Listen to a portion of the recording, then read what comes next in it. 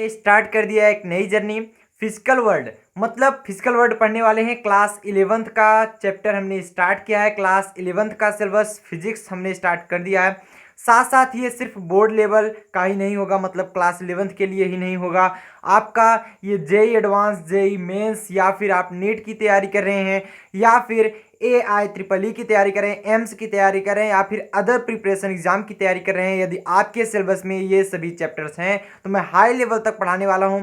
हालांकि मैं शुरुआत के जितने भी क्वेश्चंस लूंगा, कॉन्सेप्ट तो हमारा वही रहता है, लेकिन शुरुआत के जो क्वेश्चंस होंगे वो हमारे क्लास 11th लेवल के होंगे। आफ्टर इट जो होंगे हमारे जेई मेंस के, फिर और हाई लेवल पे जाएंगे जेई एडवांस के, AIEEE के क्वेश्चन होने वाले हैं, और एम्स के भी क्वेश्चन यहाँ पर इंक्लूडेड होंगे। आगे चल के आप क्लास 12th में भी हमें फॉलो कर सकते हैं। क्लास 12th की भी स्टार्ट कर दिया हमने, क्लास 12th भी लगातार चल रहा है। क्लास 11 बाद ऑलरेडी आप लोग क्लास 12th पढ़ सकते हैं। आज स्टार्ट किए हैं चैप्टर नंबर फर्स्ट हमारा होने वाला है। चैप्टर नंबर फर्स्ट में कुछ है नहीं, chapter number first total basic है, फिर सिर्फ इंट्रोडक्शन है। हालांकि चैप्टर नंबर फर्स्ट जो है उससे ना तो आपके एग्जाम में आता है, ना ही किसी प्रिपरेशन एग्जाम में आता है, कुछ भी नहीं आएगा। सिर्फ ये जो चैप्टर है ये सिर्फ एक बेसिक सा फोकस है, ताकि बच्चे कुछ बेसिक चीज़ें याद रखें। जैसे कुछ भी स्टार्टिंग करने से पहले उसके बारे में फार्मूले बताए जाते हैं, तो वैसे चैप्टर स्टार्ट करने से पहले unit and measurement second chapter है, वहाँ से आपके क्वेश्चंस बहुत ही ज़्यादा उठते हैं, वहाँ से बढ़िया से पढ़ाया जाएगा। हालांकि ये वाला बेसिक होने वाला है, टोटल बेसिक चीज़ें बताएंगे। ज़्यादा से ज़्यादा आपको बेसिक नॉलेज देने का प्रयास करेंगे। 1 घंटे के वीडियो में पूरा एक चैप्टर कवर किया जाएगा। टोटल बेसिक क्लास होगी, इसलिए ध्यान से बने रहिएगा। चैप्टर का नाम हमारा फिजिकल वर्ल्ड।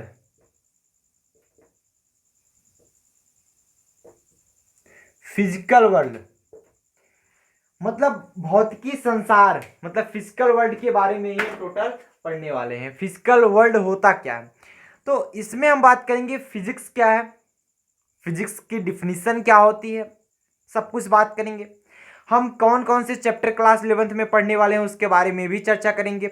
आगे चल के हमें कौन कौन से चैप्टर ऐसे होंगे जिनके बारे में कौन कौन सा टॉपिक पढ़ना होगा, सब कुछ देखेंगे। किसकी खोज किसने की थी, साइंटिस्ट, ये भी हमारा देखेंगे, इसी लेक्चर में होने वाला है। तो चलिए बात करते हैं फिजिकल वर्ल्ड में। सबसे पहला जो क्वेश्चन आता है, व्हाट इज फिजिक्स। फिजिक्स है क्या। देखिए क्लास 10th में आपने पढ़ा था, हालांकि क्लास 10th में मैं ऐसा नहीं कर रहा हूँ, आपके लेवल के ही था।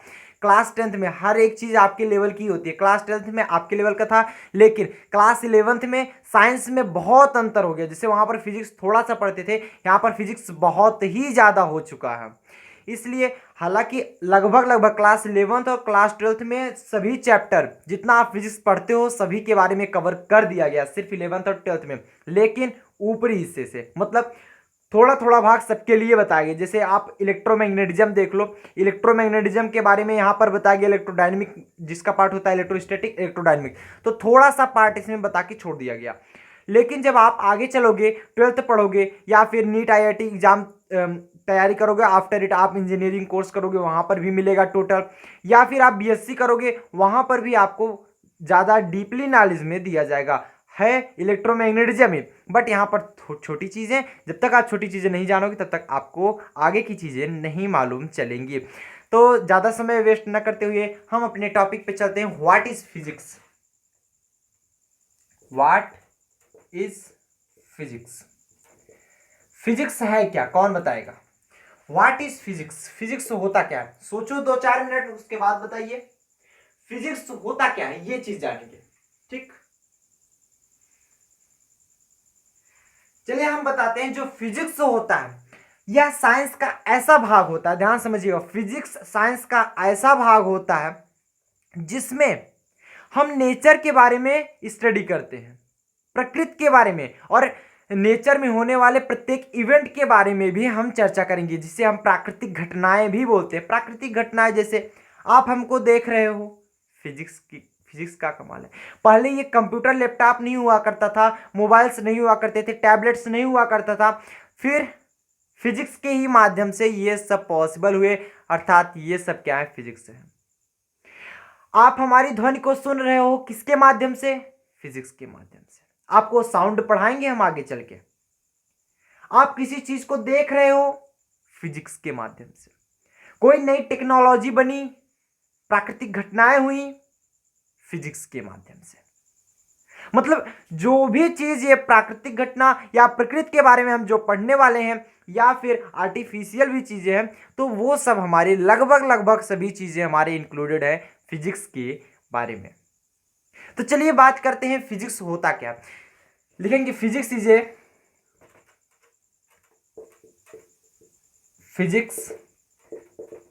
ए part of science.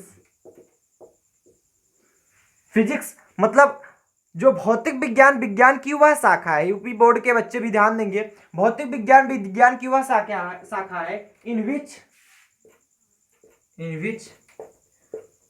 We study, जिसमें हम बात करेंगे we study about nature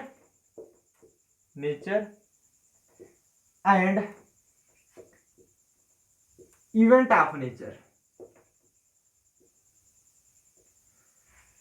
physics science की वह पार्ट होता है, मतलब भौतिक विज्ञान जो है विज्ञान का वह पार्ट होता है इन विच, जिसमें we study about nature and event of nature, जिसमें हम प्रकृति या फिर प्राकृतिक घटनाओं के बारे में चर्चा करते हैं या फिर पढ़ाई करते हैं। नेचर के बारे में पढ़ेंगे और इवेंट ऑफ नेचर के बारे में भी पढ़ेंगे। It is called physics. हालांकि जितनी भी चीजें ये होल्ड करेंगे फिजिक्स के ही माध्यम से हैं। चलिए देख लेते हैं, मान लीजिए व्हाट इज फिजिक्स, ये तो आपका पॉइंट क्लियर हुआ। अब जो अगला पॉइंट आता है ये आता है यूनिफिकेशन एंड रिडक्शनाइज्म। यूनिफिकेशन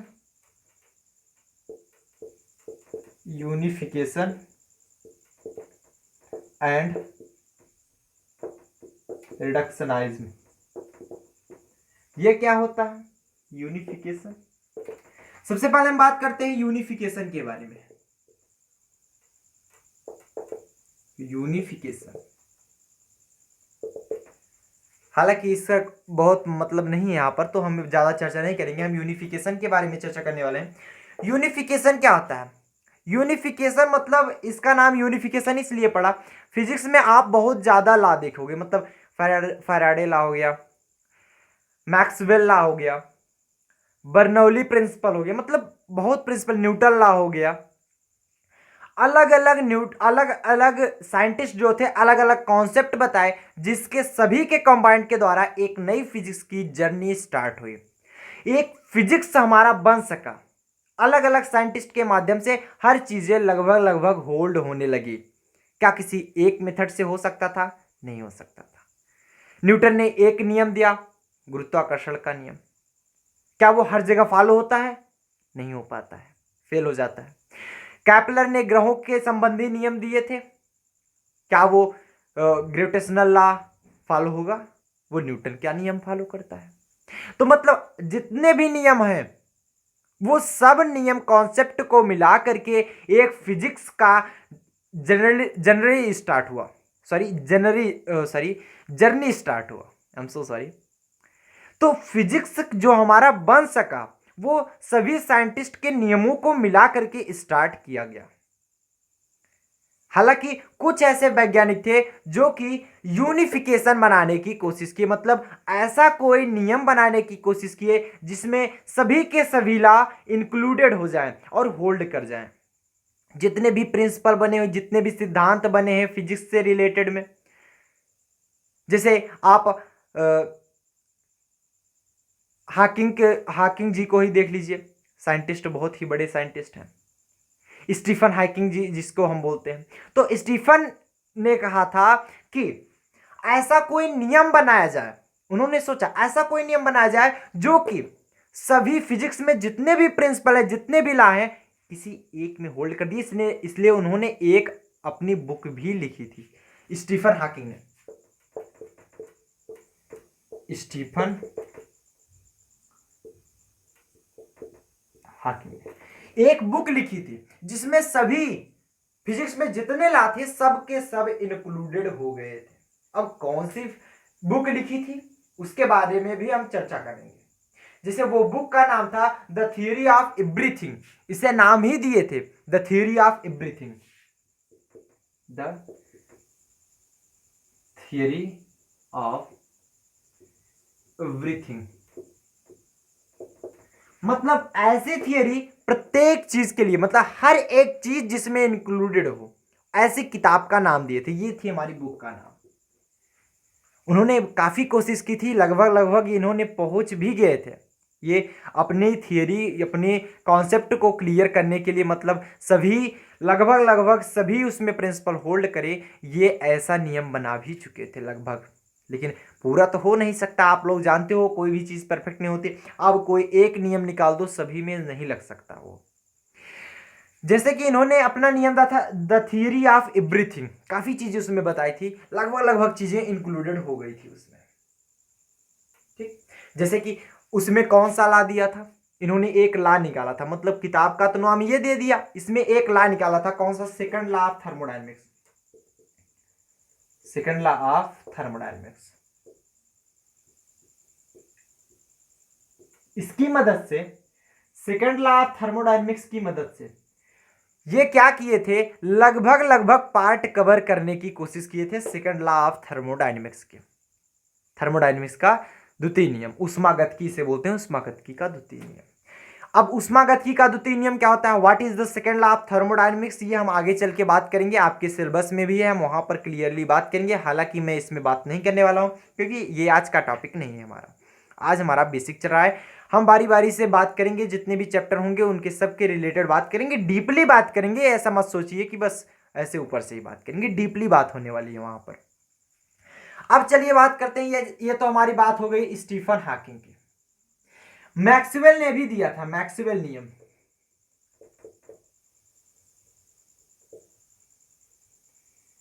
मैक्सवेल ने भी नियम दिया था अपना। मैक्सवेल ने भी ये अपनी चर्चाएं की थी कि फिजिक्स की लगभग लगभग पार्ट उनके ही टॉपिक में आ जाए। हालांकि कई पार्ट वो कवर किए थे, जैसे अगर हम पार्ट का नाम अभी आपको बता रहे हैं, वो पार्ट लगभग लगभग फिजिक्स के 70% पार्ट ही बन जाते हैं जितना आप पढ़ते हैं, मतलब ज़्यादा से ज़्यादा पार्ट इनके मैक्सवेल लॉ में इंक्लूडेड हो गए थे। तो ये सब क्या कहलाता है, यूनिफिकेशन। क्या कहलाता है, यूनिफिकेशन। अब जैसे मैक्सवेल ने अपना नियम दिया था, 4 नियम दिए थे मैक्सवेल ने, अपना 4 नियम दिए थे। पहला था इलेक्ट्रोस्टैटिक, दूसरा इलेक्ट्रोडायनेमिक था हमारा, जैसे इलेक्ट्रोमैग्नेटिज्म का ही पार्ट है ये, इलेक्ट्रोमैग्नेटिज्म का ही पार्ट है इलेक्ट्रोस्टैटिक और इलेक्ट्रोडायनेमिक। ठीक, फिर मैग्नेटिज्म और इलेक्ट्रोमैग्नेटिक वेव के बारे में बताया था। चलिए हम बता दे रहे हैं, 4 नियम दिए थे। पहला क्या इन्होंने बताया था, इलेक्ट्रोस्टैटिक। इलेक्ट्रोस्टैटिक, हालांकि इलेक्ट्रोस्टैटिक में इन्होंने क्या कहा था, इलेक्ट्रोमैग्नेटिज्म का ही पार्ट है, इलेक्ट्रोमैग्नेटिज्म का पार्ट है इलेक्ट्रोस्टैटिक, इलेक्ट्रोडायनेमिक।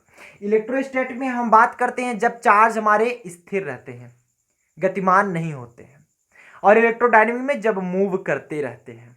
कोई भी दो हम ऑब्जेक्ट लेते हैं, जब मूव कर रहे होते हैं तब हम इलेक्ट्रोडायनेमिक वाला वहां पर लगाते हैं, क्योंकि डायनेमिक मतलब क्या होता है, गति करता हुआ। इलेक्ट्रो मतलब आप जानते हैं, स्टैटिक मतलब क्या होता है, रुका हुआ। दूसरी चीज क्या हो जाती है, हमारा इलेक्ट्रोडायनेमिक, रुके हुए ऑब्जेक्ट, जो कि हमारा स्थिर ऑब्जेक्ट है, इसमें चर्चा कर दिए थे इन्होंने। जितने ऑब्जेक्ट्स मूव कर रहे हैं वो इलेक्ट्रोडायनेमिक के अंदर आ रहे हैं, अर्थात मूव्स वाले इसमें इलेक्ट्रोडायनेमिक में आ गए। लगभग लगभग पार्ट कवर कर दिए इन्होंने। अगला जो पार्ट आ जाता है वो है मैग्नेटिज्म। मैग्नेटिज्म हालांकि बहुत ही लंबा चैप्टर है मैग्नेटिज्म, बहुत ही चीजें इसमें कवर होती है। जैसे बात करें मैग्नेटिज्म में, इलेक्ट्रो मैग्नेटिक इंडक्शन, विद्युत चुंबकीय प्रेरण, इलेक्ट्रोमैग्नेटिक इंडक्शन। ठीक, इलेक्ट्रोमैग्नेटिक इंडक्शन के बारे में बात करेंगे। और इन्होंने अपना लास्ट नियम दिया था क्या, इलेक्ट्रोमैग्नेटिक वेव। इलेक्ट्रोमैग्नेटिक वेव, विद्युत चुंबकीय तरंगे। हिंदी, जो हिंदी बोर्ड से हैं वो हिंदी लिखते चलिए, इसलिए हम ज्यादातर कोशिश करें हिंदी में भी बोलने का। विद्युत चुंबकीय तरंगे, विद्युत चुंबकीय तरंगों के बारे में भी इन्होंने बताया था। तो लगभग लगभग इन्होंने क्या किया था, कवर कर दिया था ये मैक्सवेल लॉ। तो स्टीफन हॉकिंग ने भी अपना दिया था द थ्योरी ऑफ एवरीथिंग, मतलब सेकंड लॉ ऑफ थर्मोडायनेमिक्स की मदद से यूनिफिकेशन करने की कोशिश किए थे। और मैक्सवेल लॉ भी ने 4 नियम दिए थे, हालांकि ये सभी में से थोड़ा थोड़ा पार्ट उठाकर लिखे थे। हालांकि मैं इन सभी का प्रूफ करा चुका हूँ, सब कुछ हो चुका है, वो आपको बीएससी सेकेंड ईयर में जाकर मिलेगा। सभी का प्रूफ पूरा, ये इसका इसका इसका इसका मैक्सवेल के चारों नियम के लिए और भी पार्ट हैं, लगभग बहुत ही इंपॉर्टेंट पार्ट होता है। तो आगे चल के आप लोग पढ़ने वाले हैं, इसमें तो नहीं पढ़ेंगे क्योंकि आपका उस लेवल तक अभी पढ़ाई नहीं होगी, अभी आप 11th के लेवल तक पढ़ाई करोगे। ठीक, नोट कीजिए इतना फटाफट से, नोट कीजिए। हटाया जाए, हटाया जाए इसमें। चलिए,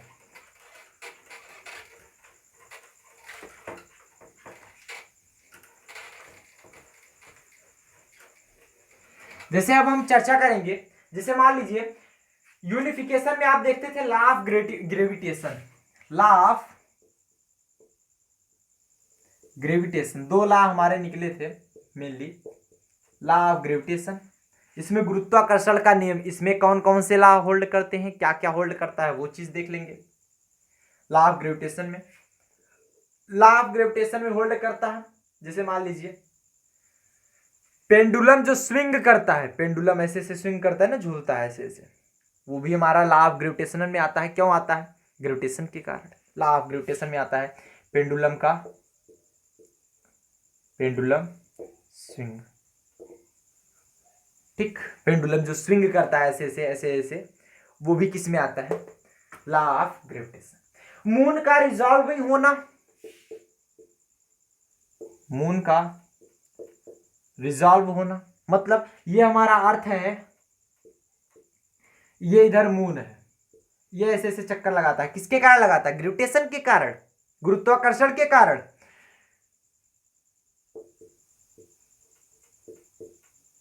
फॉलिंग ऑफ बॉल, या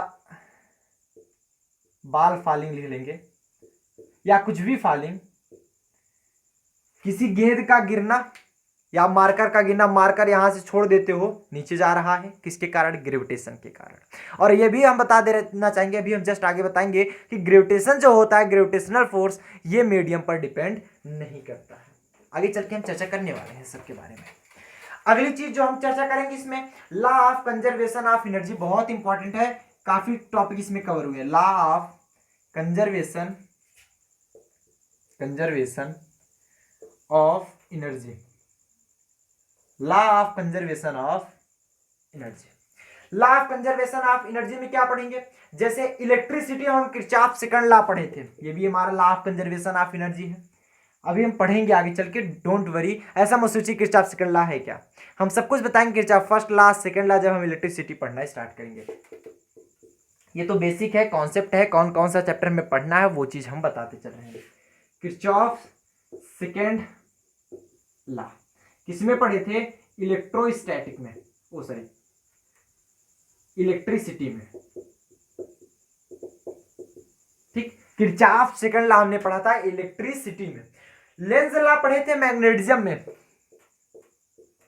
लेंज लॉ, ये भी हमारा क्या होता है? Law of conservation of energy, ऊर्जा संरक्षण का सिद्धांत, law of conservation of energy. Lenz law पढ़े थे किसमें? मैग्नेटिज्म में। ध्यान देने योग्य बातें हैं, मैग्नेटिज्म में हम लेंज लॉ पढ़े थे। और क्या पढ़ेंगे हम इसी से related? Law of conservation of energy, जैसे बर्नौली प्रिंसिपल फ्लूइड में हम पढ़ेंगे, अभी आगे चल के आपको मिलेगा बर्नौली प्रिंसिपल, प्रिंसिपल ये हमको मिलेगा फ्लूइड में, नोट कर लीजिए फटाफट से। और हमने क्या पढ़ा था? Principle of calorimetry, principle of calorimetry. हालांकि सबके बारे में हम आगे चल के चर्चा करने वाले हैं, कैलोरीमेट्री का सिद्धांत भी हम पढ़ेंगे, नोट कर लीजिए। तो आगे चल के जब हम पढ़ेंगे इसके बारे में सब कुछ बताएंगे, टोटल किरचॉफ सेकंड लॉ क्या होता है, लेंज लॉ क्या होता है, बर्नौली प्रिंसिपल क्या होता है, और प्रिंसिपल ऑफ कैलोरीमेट्री क्या होता है। डोंट वरी, सब कुछ बताएंगे, लेकिन धीरे धीरे बताएंगे, इसलिए ध्यान से आप लोग पढ़ते चलिए स्टेप वाइज स्टेप। ठीक, हटा दिया जाए इसको।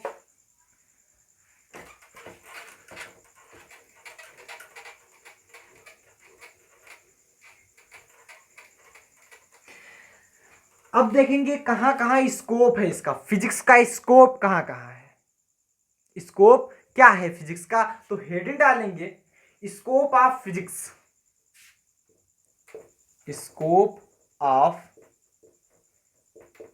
फिजिक्स। फिजिक्स का स्कोप दो जगह पर आप देखेंगे। कौन से दो जगह पर? एक देखिए बहुत ही छोटे छोटे पार्टिकल के बारे में हम चर्चा करेंगे, जैसे इलेक्ट्रॉन हो गया, प्रोटॉन हो गया, फोटान हो गया।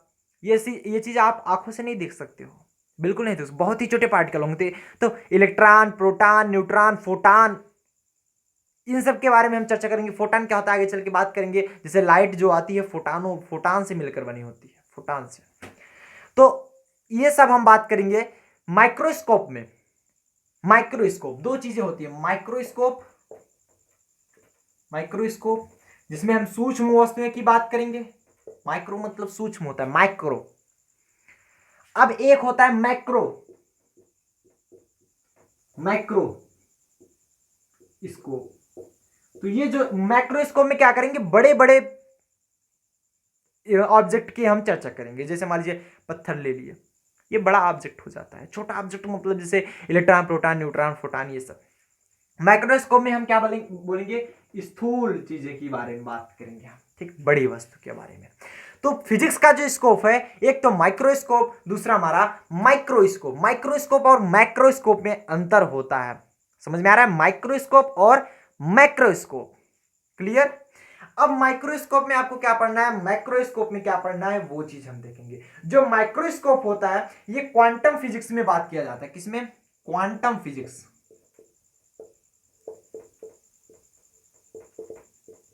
मतलब क्वांटम फिजिक्स में हम छोटी छोटी चीजों, वस्तुओं के बारे में बात करते हैं, और जो मैक्रोस्कोप में हम क्लासिकल फिजिक्स लगाते हैं, classical physics.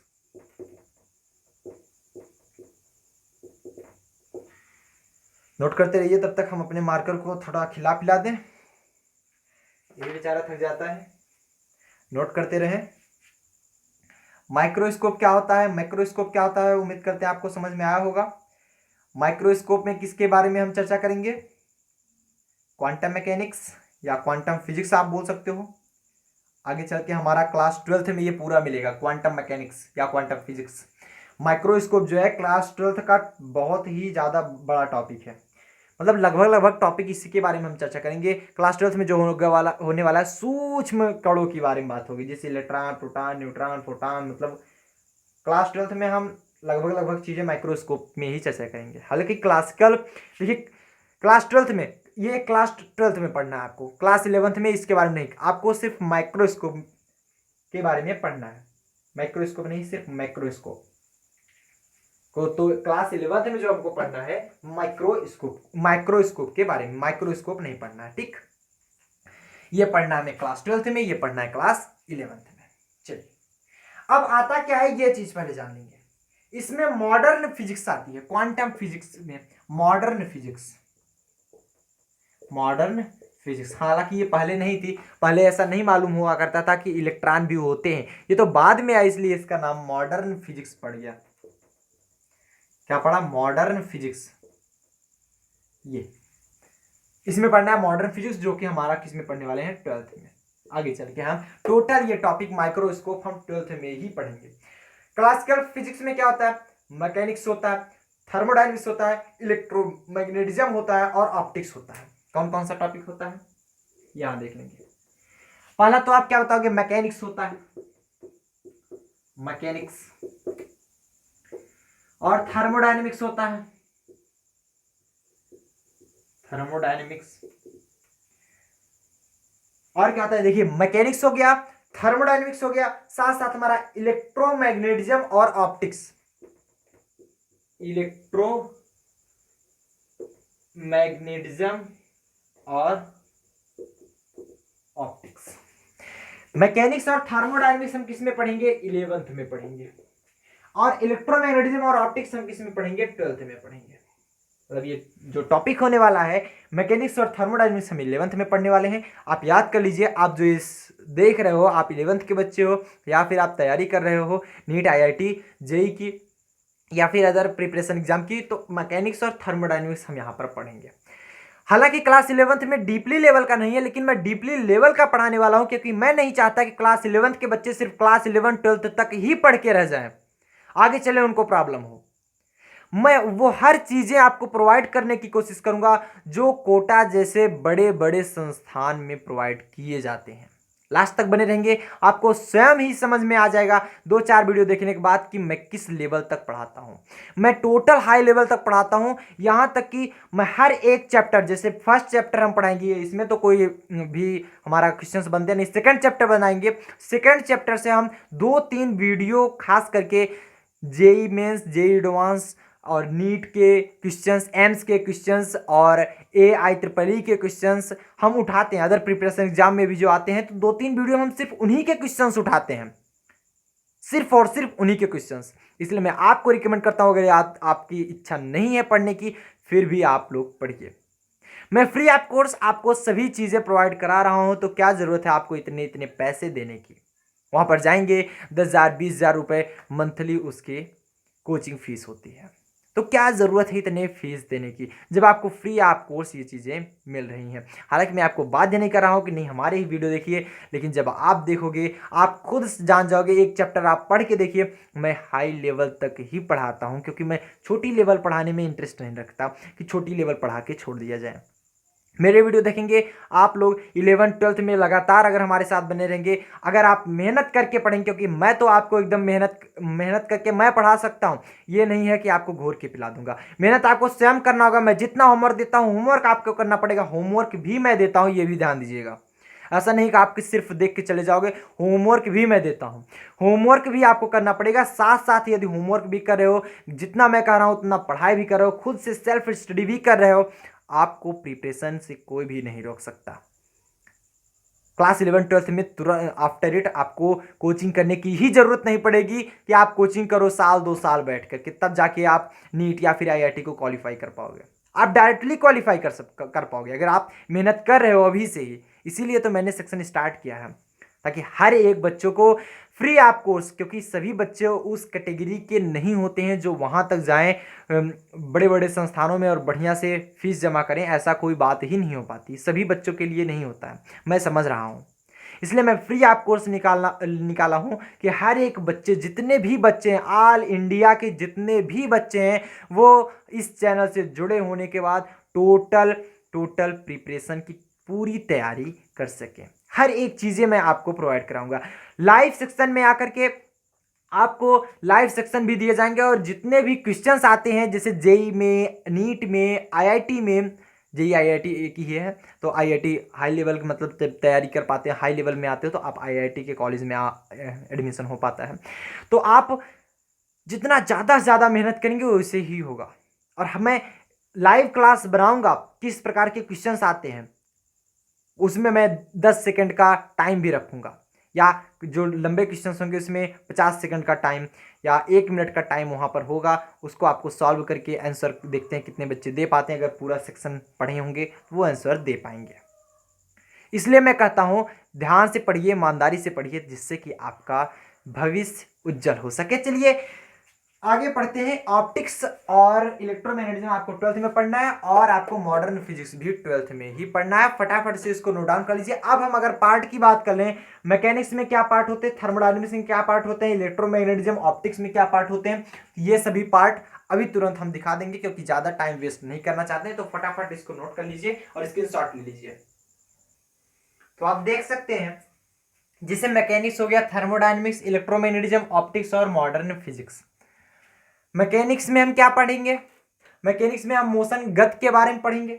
Motion of planets, हालांकि ये 11th का टॉपिक है, ये आपको पढ़ना है, ये भी हमारा 11th का टॉपिक है, ये हमारा 12th का टॉपिक है, हमने पहले ही लिख दिया, ये भी हमारा 12th का टॉपिक है, और ये भी हमारा 12th का टॉपिक है। मतलब ये 3 श्रेणी में हम 12th में पढ़ेंगे, ये 2 में हमारा 11th होने वाला। गति के बारे में पढ़ेंगे।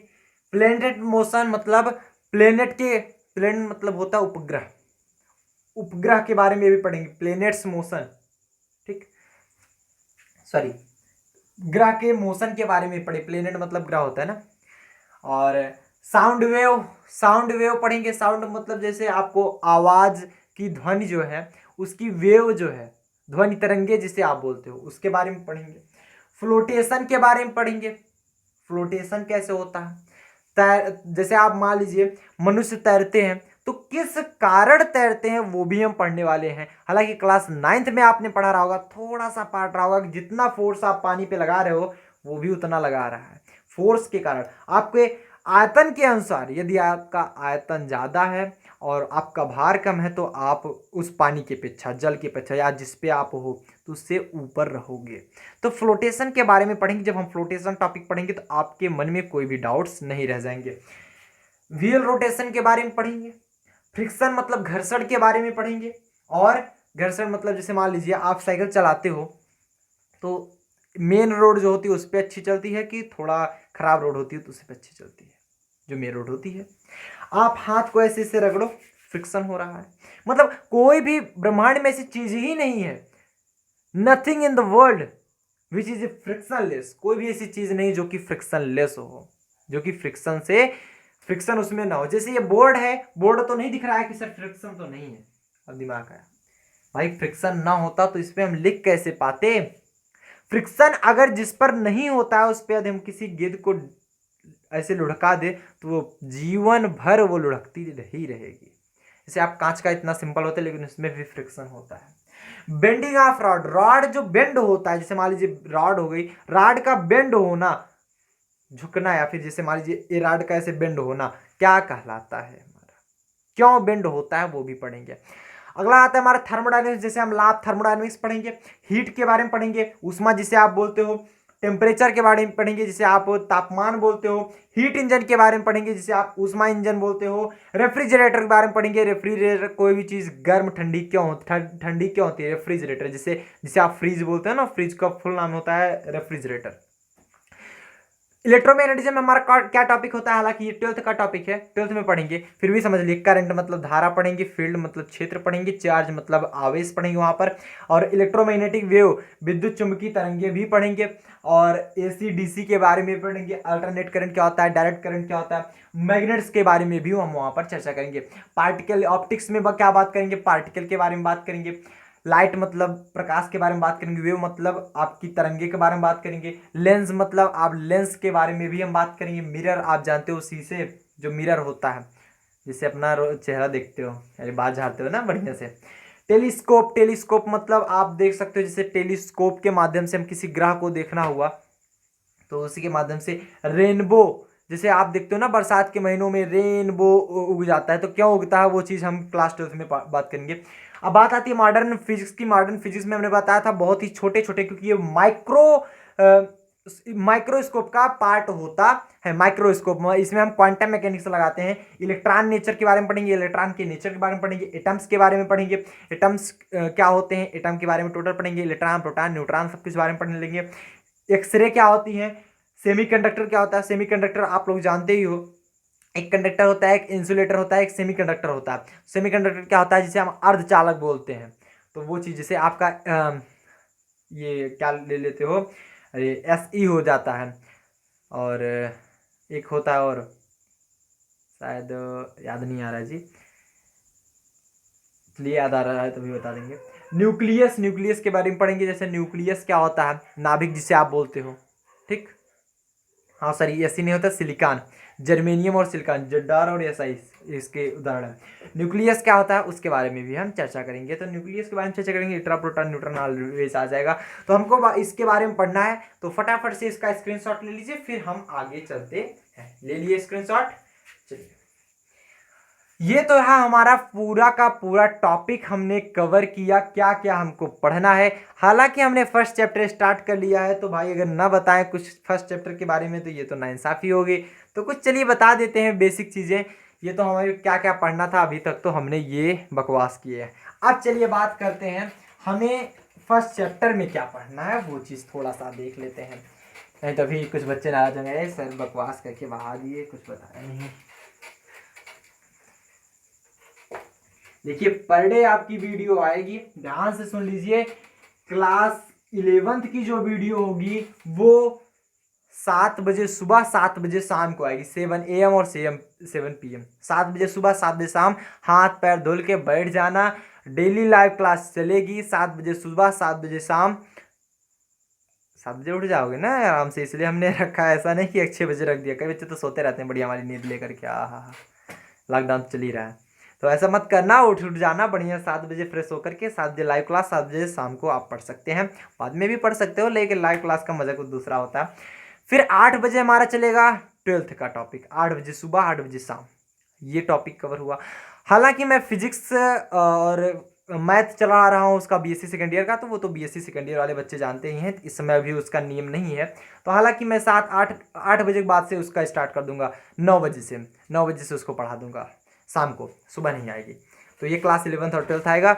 और बीएससी वाले सोच रहे होंगे सर ये मेरे साथ क्या नाइंसाफ़ी हो रही है।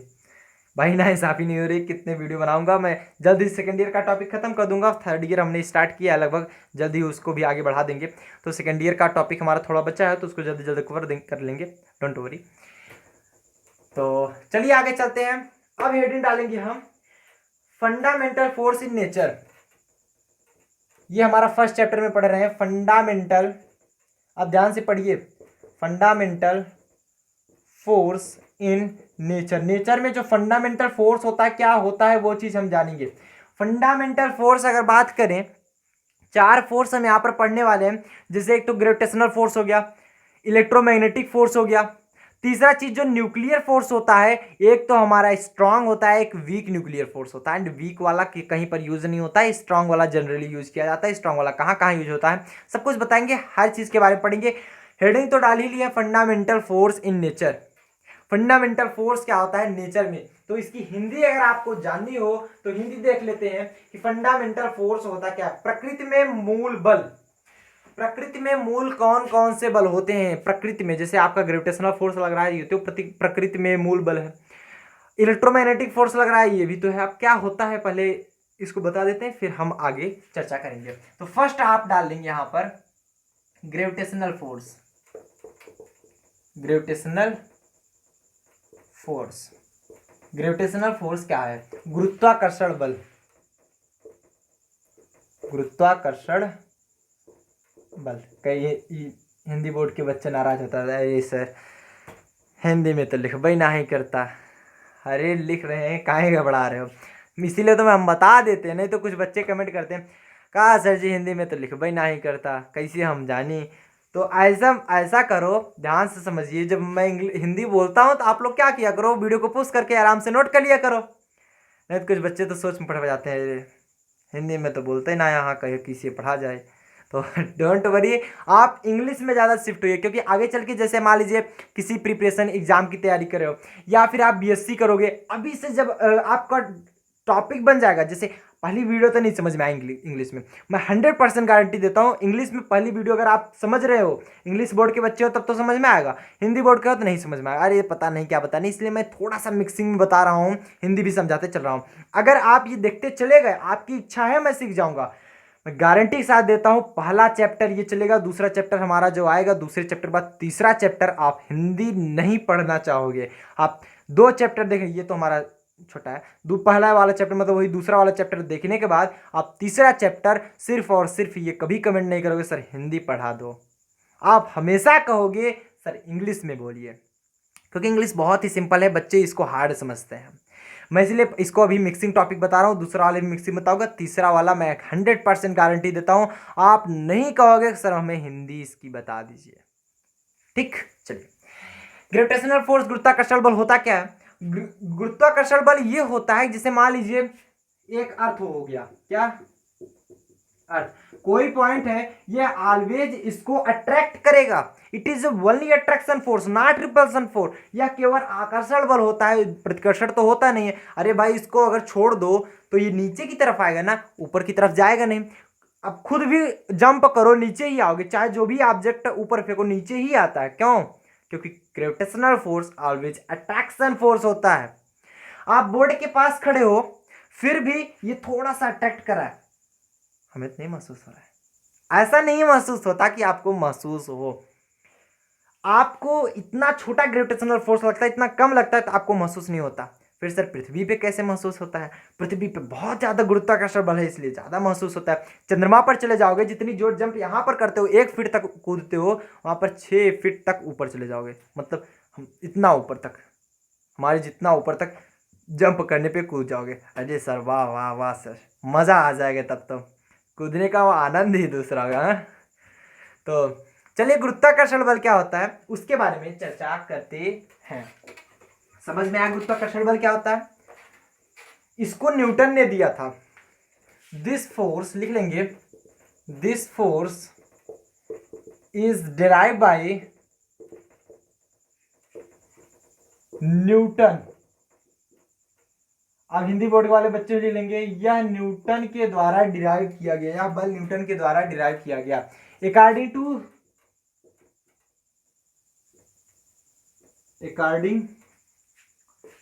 To Newton's law.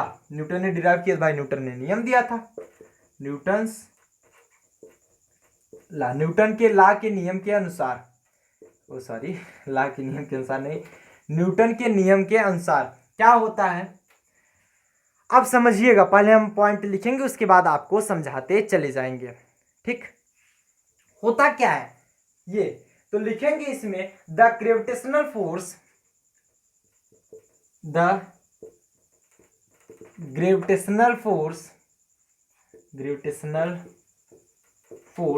Between two objects is directly proportional to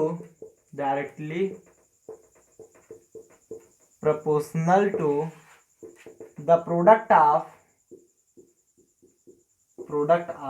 both masses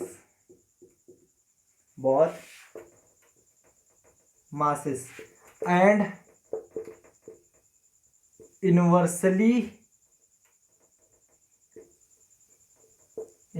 proportional to the square of distance between them,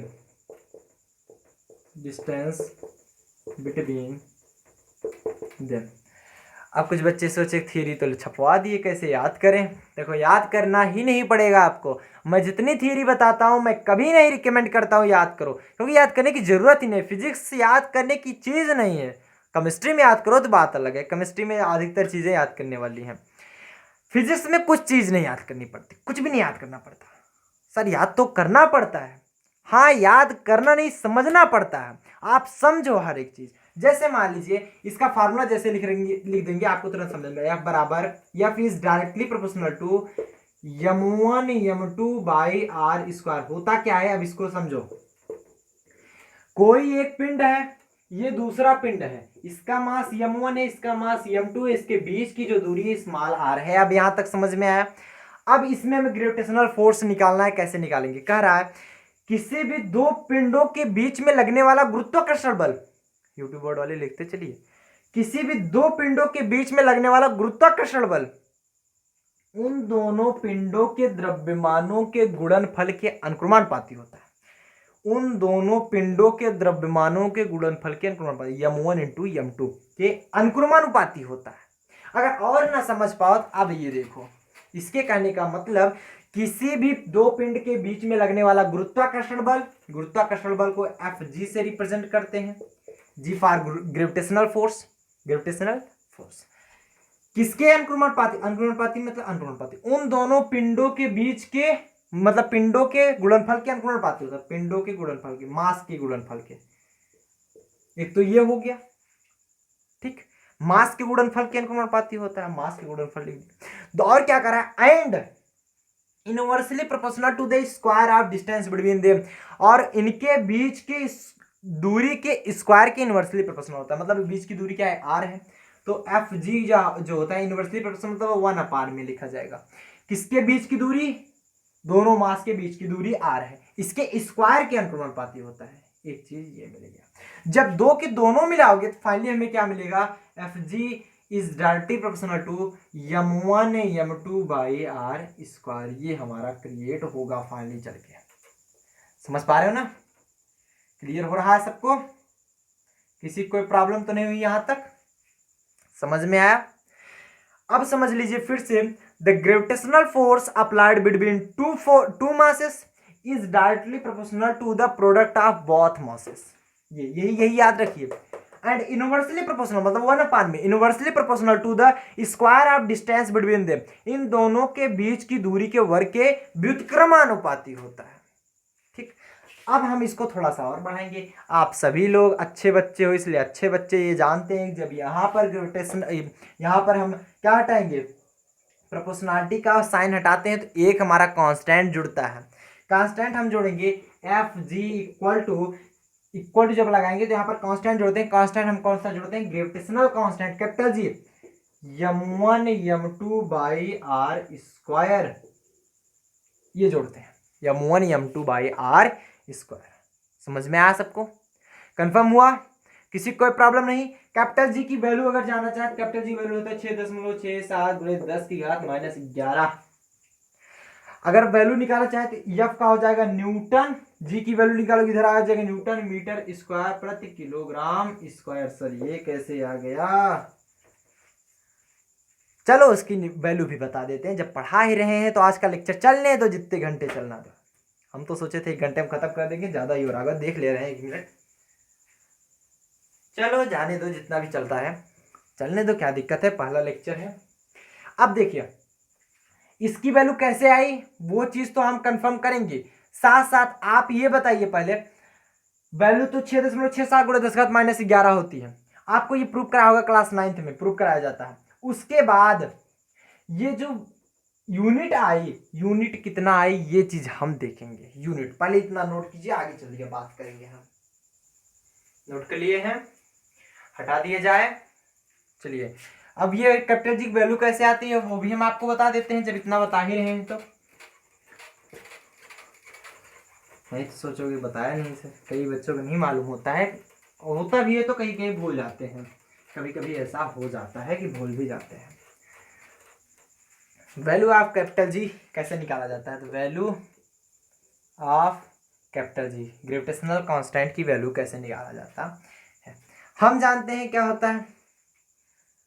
देखिए हम कैपिटल जी की वैल्यू निकालेंगे, ये हमारा अर्थ, इधर हमारा है मून। दो ऑब्जेक्ट हम यही लेंगे, हम यही दो ऑब्जेक्ट लेंगे, तो लिख लेंगे मास ऑफ अर्थ,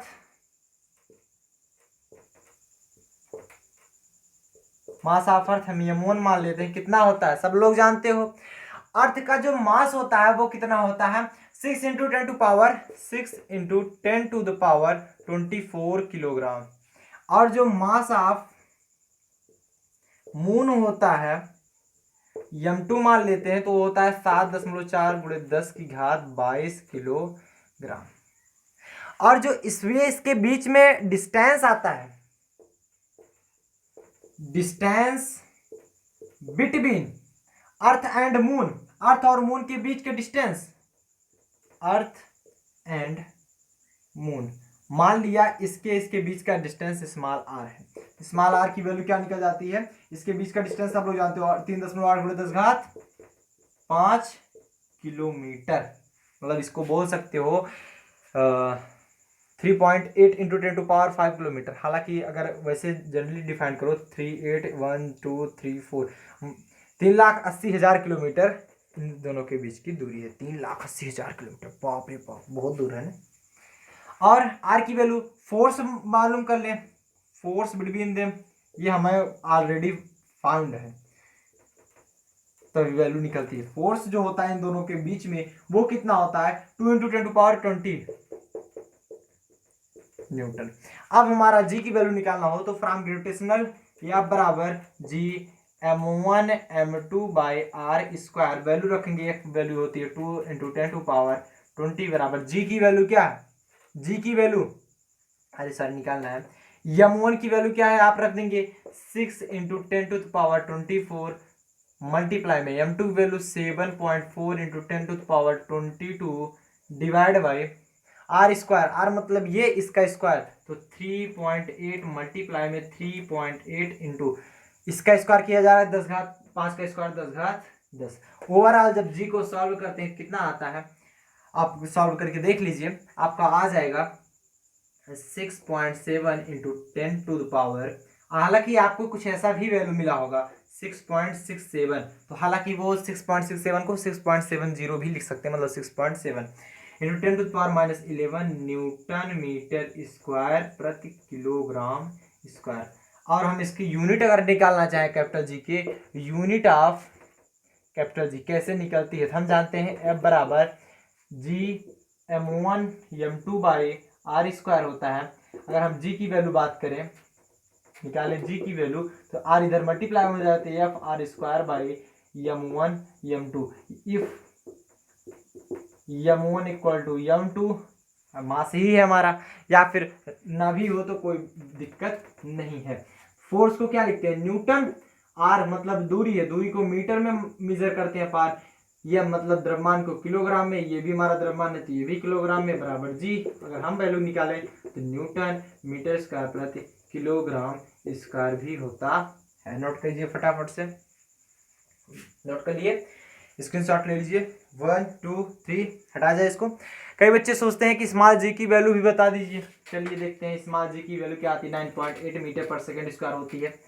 ग्रेविटेशनल, ये तो ग्रेविटेशनल कांस्टेंट है कैपिटल जी, वो क्या है, गुरुत्वाकर्षण, ग्रेविटेशनल एक्सीलरेशन होता है, गुरुत्वाकर्षण, गुरुत्वीय त्वरण जिसे आप बोलते हो। तो निकाल लेंगे वैल्यू ऑफ स्मॉल जी। कैसे वैल्यू निकालते हैं, हम इसी से निकालेंगे। अब बराबर G m1m2/r² ना। यहां पर यम क्या है, अर्थ का मास। अर्थ के लिए हम यम ई लिख सकते हैं, या फिर रहने दो, कोई दिक्कत नहीं है, m1 m2 ही रहने दो। यहां पर m1 क्या है, हम जानते हैं m1 को मान लिए है mass of earth, mass of earth. तो फोर्स किस पर लगेगा, अर्थ पे फोर्स लगेगा, सब्जेक्ट पर फोर्स लगेगा, ऑब्जेक्ट पर, सॉरी। जैसे ये अर्थ हो गया, अगर हम इसकी बात करें तो अर्थ इस पर फोर्स लगा रहा है कि ये अर्थ पर लगा रहा है, अर्थ इस पर फोर्स लगा रहा है, क्योंकि अर्थ का ग्रेविटेशनल फोर्स बहुत ज्यादा होता है। फोर्स किस पर लग रहा है, इसका। तो मास किसका कंडक्ट किया जाएगा, इसका। तो फोर्स बराबर क्या होता है, बराबर mg।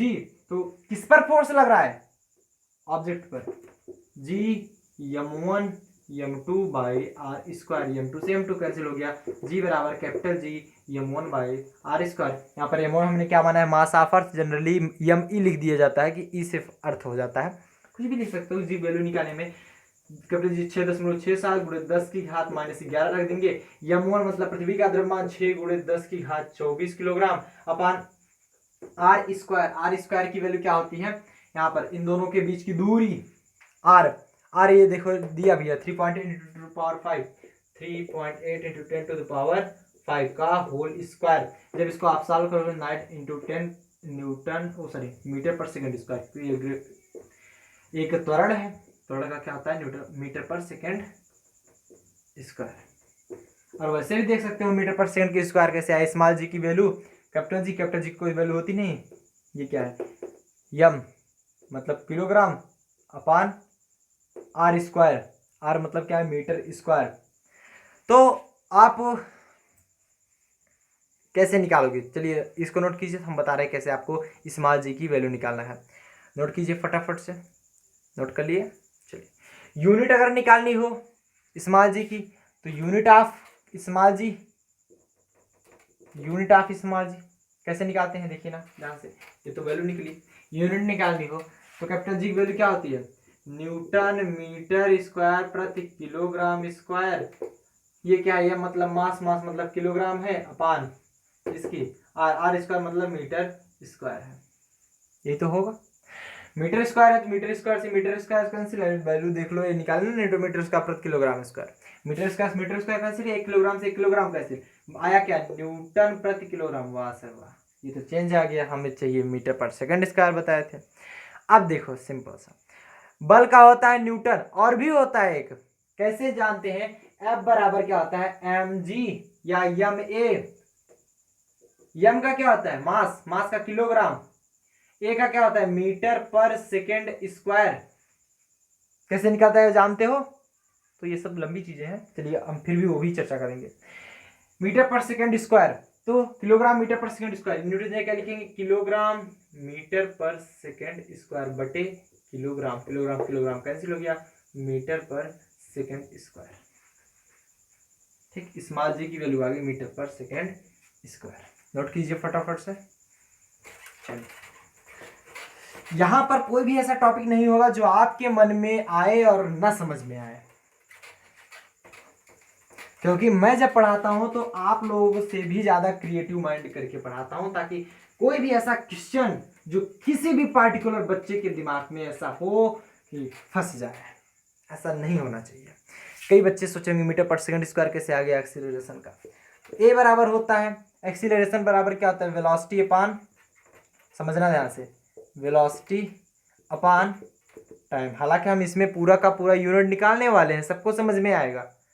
अभी तो आपका स्टार्ट हुआ है, कई बच्चे नहीं समझ में पा रहे होंगे, तो अभी तो आपका स्टार्ट हुआ है कैसे निकालना है यूनिट। यूनिट एंड मेजरमेंट में हम यही पढ़ेंगे, टोटल यही पढ़ने वाले हैं, लेकिन अभी से थोड़ा समझा दे रहे हैं। वेलोसिटी क्या होता है, वेलोसिटी बराबर क्या होता है, डिस्प्लेसमेंट अपान टाइम, अपान में टाइम तो है ही, time into time, time square हो जाएगा, तो डिस्प्लेसमेंट अपान टाइम का स्क्वायर। डिस्प्लेसमेंट करते हो तो मतलब क्या होता है, डिस्प्लेसमेंट मीटर में करोगे, सेंटीमीटर में करोगे, मिलीमीटर में करोगे, ऐसे तो करोगे। हम एमकेएस से प्रणाली ले रहे हैं, एमकेएस सीरीज ना, तो एमकेएस प्रणाली जब लोगे आप, देखिए दो तीन होते हैं, जैसे एसआई हो गया, एसआई यूनिट निकालते हैं हम, एमकेएस यूनिट निकालते हैं, सीजीएस यूनिट निकालते हैं। डिस्प्लेसमेंट हम मीटर में कन्वर्ट करेंगे, मीटर, टाइम को हम किस में लिखते हैं, सेकेंड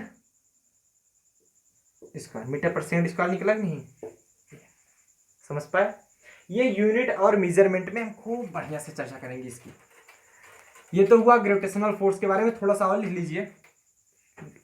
ग्रेविटेशनल फोर्स में कुछ नोट पॉइंट लिख लेंगे, note point. It does not, gravitational force में it does not depend upon medium, ये ग्रेविटेशनल फोर्स मीडियम पर डिपेंड नहीं करता है। दूसरा चीज, it is only attractive force, attractive force मतलब इसमें रिपल्सन नहीं होता, केवल और केवल अट्रैक्शन ही होता है इसमें। तो ये पॉइंट आप नोट करेंगे, नोट कीजिए फटाफट से, नोट कर लिए। चलिए, और ये क्या होता है, इट इज वीक फोर्स, ये क्या होता है, weak force in nature, nature में ये वीक फोर्स आता है, it is a weak force, ये वीक फोर्स ही होता है। हालांकि ये पृथ्वी पे बहुत ज्यादा होता है, नेचर में ये वीक फोर्स ही होता है, पृथ्वी के कारण ये बहुत ज्यादा फोर्स होता है इन नेचर। नेचर इतना वीक होता है आपको समझ में नहीं आता। जैसे मान लीजिए हमारा और इस बोर्ड में भी कुछ न कुछ अट्रैक्शन हो रहा है, लेकिन कुछ समझ में आ रहा है, नहीं आ रहा है, मतलब समझ ही नहीं आता है, इतना वीक फोर्स होता है, आप जनरली जान ही नहीं पाओगे कितना वीक होता है। क्योंकि कभी पता चला है आपको, किसी के बगल खड़े हो जाओ, पता चले कि हाँ इसमें फोर्स लगा रहा है, नहीं पता चलता है। जैसे पृथ्वी पर बहुत ज्यादा गुरुत्वाकर्षण बल है तो वो तो पता चलता है, तो अर्थात ही क्या हुआ, वीक फोर्स हुआ। नोट कर लीजिए। अब हम बात करते हैं, इतना नोट किए, इलेक्ट्रोमैग्नेटिक फोर्स की। इलेक्ट्रोमैग्नेटिक फोर्स,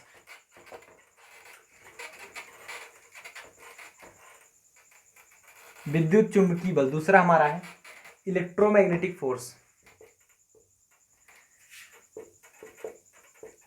इलेक्ट्रोमैग्नेटिक फोर्स जिसे हम बोलते हैं विद्युत चुंबकीय बल। अब ये क्या आता है electromagnetic force, electromagnetic force Coulomb ने नियम दिया था। ये दो स्थिर बिंदु लिए थे, कूलाम का नियम, जैसे हमने 12th में, इसमें अभी कूलाम का नियम ही पढ़ा रहे हैं, तो उसमें क्लियर आपको मिल जाएगा कूलाम का नियम में हमने क्या पढ़ाया क्या है। तो कूलाम के नियम में हमने ये पढ़ाया है कि दो स्थिर बिंदु हो, या तो जब दो स्थिर बिंदु हो तब ये होल्ड करेगा, या तो एक स्थिर हो एक मूव करेगा तब कूलाम का नियम होल्ड करता है। अगर दो के दोनों मूव करेंगे तो ये कूलाम का नियम होल्ड नहीं करता है। तो इन्होंने दो स्थिर बिंदु लिए थे, इसका मास M1, इसका मास, सॉरी मास नहीं लेते हैं इसमें, चार्ज लेते हैं, Q1 और Q2, बीच की दूरी स्मॉल r मान लिए थे। कुछ भी मान सकते हो, आपकी मानने की इच्छा है, फिजिक्स में तो अपना मर्जी है, चलता है ना, मनमानी करते हैं सब लोग अपनी। तो अब देखो, ये जो डेवलप किया था कूलाम ने किया था। तो this force is derive by Coulomb's law. यह फोर्स कूलाम ने दिया था according to this law, according to this law, इस नियम के अनुसार। सब लोग लिखते चलिएगा, हिंदी बोर्ड इंग्लिश बोर्ड सब लोग, अकॉर्डिंग टू दिस लॉ, इस नियम के अनुसार। इस नियम के अनुसार क्या होता है, देखिए दो चार्ज हैं तो ये नियम बताया था वही सेम टू सेम लगभग है। द फोर्स ऑफ अट्रैक्शन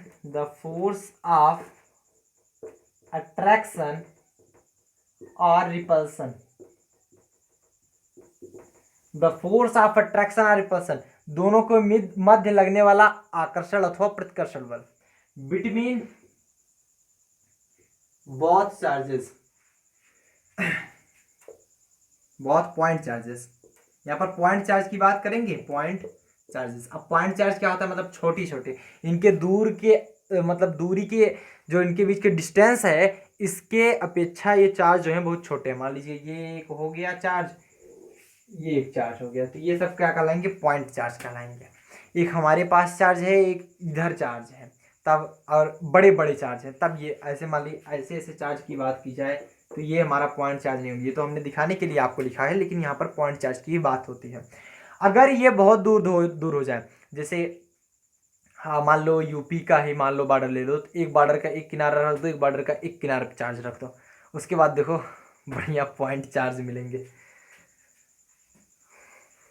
मतलब इसके दूरी की अपेक्षा इसकी वैल्यू जो है नगण्य हो, मतलब नथिंग, कुछ ना हो, point charge. Repulsion between both point charges is directly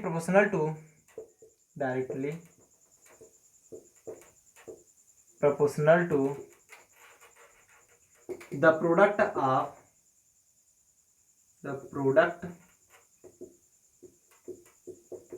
of both charges and inversely proportional to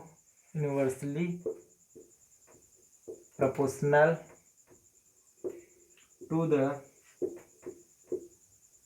square of distance between them। बात आती है इसमें दोनों में अंतर क्या होता है, उसमें वहां पर क्या होता था, मास लिया जाता था, इसमें चार्ज लिया जाता है। कह रहा है द फोर्स ऑफ अट्रैक्शन और रिपल्सन, फोर्स लग रहा है इलेक्ट्रो एफ ई स्मॉल लिखिए या फिर कैपिटल लिखिए, एक ही बात है। क्या कौन सा इलेक्ट्रोमैग्नेटिक फोर्स लिखिए एफ ई लिखा गया। फोर्स ऑफ अट्रैक्शन और रिपल्सन, इसमें अट्रैक्शन भी होता है रिपल्सन भी होता है। कैसे होता है, अगर चार्ज हमारा दोनों प्लस प्लस है तो इधर रिपल्सन होगा, चार्ज हमारा एक प्लस है एक माइनस है तो इधर क्या होगा, अट्रैक्शन होने वाला है। चार्ज हमारा माइनस माइनस है फिर भी हमारा क्या होगा, रिपल्सन होगा। तो जनरली जानते हो वहां पर सिर्फ अट्रैक्शन होता था, यहाँ पर repulsion as well as attraction. Attraction और रिपल्सन मतलब आकर्षण अथवा प्रतिकर्षण बल दोनों कार्य करते हैं। तो इधर क्या होता है कि इसीलिए हमने लिखा फोर्स ऑफ अट्रैक्शन और रिपल्सन, वो डिपेंड करेगा मीडियम कैसे, प्लस प्लस चार्ज है, चार्ज के ऊपर डिपेंड करेगा, माइनस माइनस चार्ज है। तो फोर्स ऑफ अट्रैक्शन और रिपल्सन किसी भी दो बिंदु आवेशों के बीच में लगने वाला, दो स्थिर बिंदु होंगे, यहाँ पर स्थिर बिंदु मूवेबल नहीं होने चाहिए, दो स्थिर बिंदुओं के यूपी वर्ड वाले लिख लेंगे, दो स्थिर बिंदु आवेशों के बीच में लगने वाला आकर्षण अथवा प्रतिकर्षण बल, दो स्थिर बिंदु आवेशों के बीच लगने वाला आकर्षण अथवा प्रतिकर्षण बल, उन दोनों बिंदु आवेशों के गुणनफल के अनुक्रमणपाती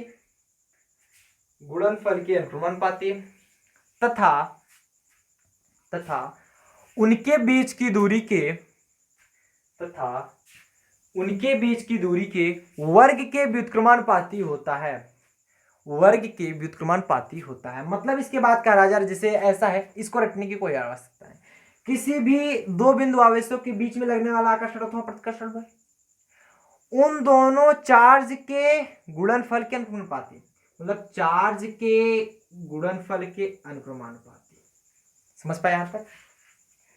रिवर्सिबल कर रहे हैं, proportional to the product of both charges, ये हो गया। दूसरा कह रहा है कि inversely proportional to the square between them, distance, square of distance between them, उनके बीच की दूरी के व्युत्क्रमानुपाती। तो दोनों को जब कंबाइंड करेंगे, ई है जी एफ ई, तो टोटल हम देख पा रहे हैं क्या दिख रहा है, Q1 Q2 by are square. जब हम यहाँ पर प्रोपोर्शनलिटी का चिन्ह हटाते हैं, साइन हटाते हैं, तो एक कांस्टेंट जोड़ना पड़ता है, जो कि हमने जोड़ा था कैपिटल के, Q1 Q2 by are square. यहाँ पर कैपिटल के की जो वैल्यू होती है वो आपको याद करना पड़ेगा 1/4πε0 into Q1 Q2 by are square, note कर लीजिए। और अगर बात करें 1/4πε0 की वैल्यू होती है 9 इंटू 10⁹9, ये बात करें न्यूटन मीटर स्क्वायर प्रति कूलम स्क्वायर, ये वैल्यू होती है 9 इंटू 10⁹9 न्यूटन मीटर स्क्वायर प्रति कूलम स्क्वायर, नोट कर लीजिए। कुछ बच्चे के दिमाग में आ रहा होगा यहाँ एप्सिलॉन नॉट क्या है। हम पढ़ेंगे क्लास 12th में परमिटिविटी एंड रिलेटिव परमिटिविटी। ये परमिटिविटी इन फ्री स्पेस है, permittivity in free space. Permittivity क्या होता है? अरे देखिए, एक तो होता है चुंबकशीलता, एक होता है विद्युतशीलता। ये विद्युतशीलता है, हटा दिया जाए इसको।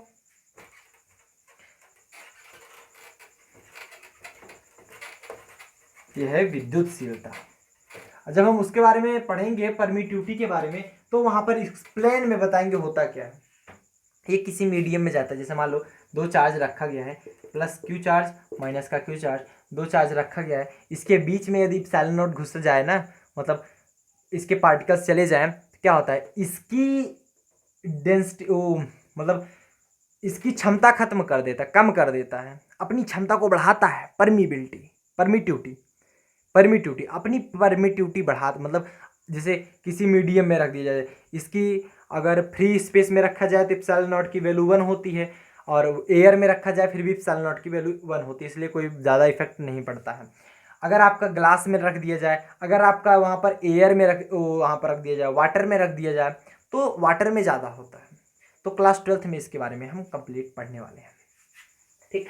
अब एप्सिलॉन नॉट की वैल्यू निकालनी होगी, हम कैसे निकालेंगे? यहाँ पर लिख लेंगे वेयर, सब कुछ जानना जरूरी है। Where epsilon not equal to permittivity in free space. For free space के लिए जो एप्सिलॉन नॉट की वैल्यू होती है वो 1 कंसीडर की जाती है। और जनरली इसकी वैल्यू क्या होती है वो चीज जान लेंगे। इसकी जो वैल्यू होती है एप्सिलॉन नॉट की वैल्यू निकालेंगे कैसे? 1/4πε0 इक्वल टू 9 इंटू 10⁹9 होता है, सब लोग जानते हो। वैल्यू निकालना है एप्सिलॉन नॉट की, 1/4πε0 इक्वल टू 9 इंटू 10⁹9, 4 पाई इधर मल्टीप्लाई हो जाएगा, 4 इंटू पाई वैल्यू होती है 3.14।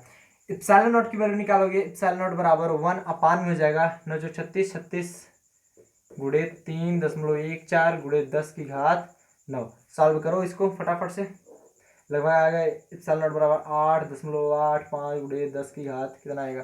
एक बार सॉल्व करके देख लीजिए आप लोग, सॉल्व कीजिए। इसकी जो फाइनल वैल्यू निकल के आती है, चलिए देख लेते हैं।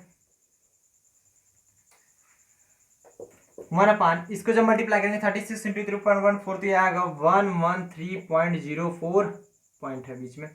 10⁹9 ऊपर जाएगा, 10⁻⁻9 बचेगा। जब 1/113.04 सॉल्व करते हैं 0.00884 मल्टीप्लाई में 49 ऐसे कुछ करके होता है शायद, परहैप्स 10⁻⁻9 बचेगा epsilon not.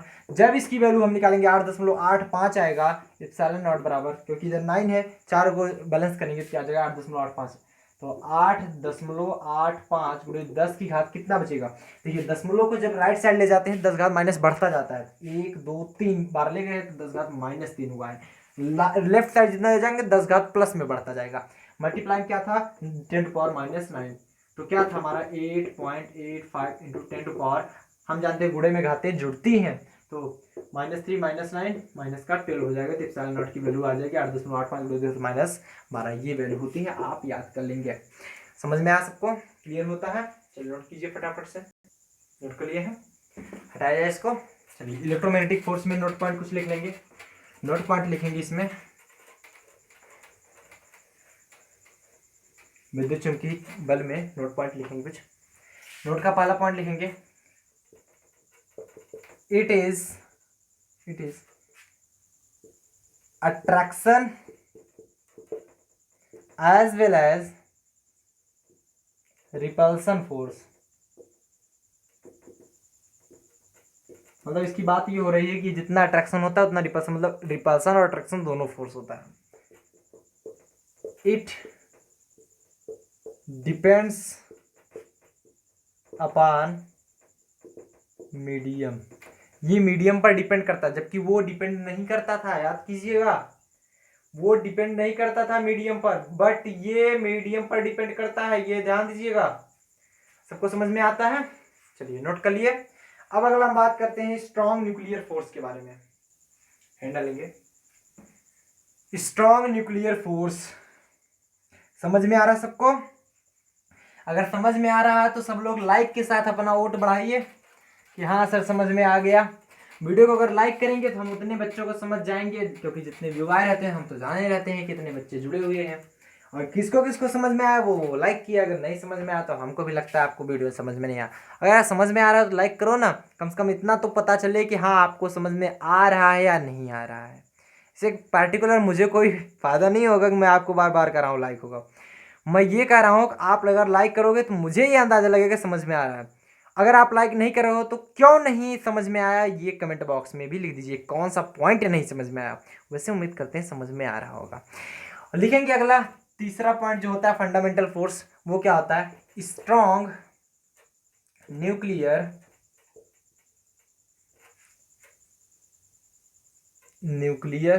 Force. Strong nuclear force, strong nuclear force होता क्या है ये पहले बताइए। स्ट्रॉन्ग न्यूक्लियर फोर्स वो फोर्स होता है जो कि नाभिक में जो प्रोटॉन और न्यूट्रॉन को बांधे रखता है, वो क्या होता है? Strong nuclear force. मतलब नाभिक में क्या होते हैं आप जानते हो, ये जो हमारा हो गया न्यूक्लियस, तो न्यूक्लियस में क्या होता है? प्रोटॉन होते हैं और न्यूट्रॉन होते हैं, और इसके इलेक्ट्रॉन चारों ओर चक्कर लगाता रहता है ना, यही तो कुछ ऐसा फंडा पढ़ते हो ना, पढ़ते आए हो। तो इसको जो बांधे रखता है प्रोटॉन और न्यूट्रॉन को, वो हमारा क्या कहलाता है? Strong nuclear force. क्या कहलाता है? Strong nuclear force. समझ में आ रहा है? समझ में आ रहा है? चलिए लिखेंगे the force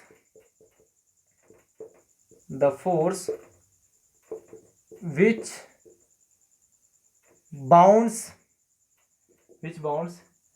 protons and neutrons, proton and neutrons in nucleus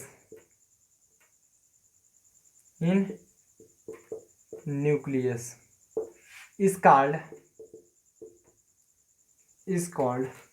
strong nuclear force. बहुत स्ट्रांग होता है, ध्यान देना, स्ट्रॉन्ग, इसलिए इसका नाम पड़ा है ना स्ट्रॉन्ग न्यूक्लियर फोर्स।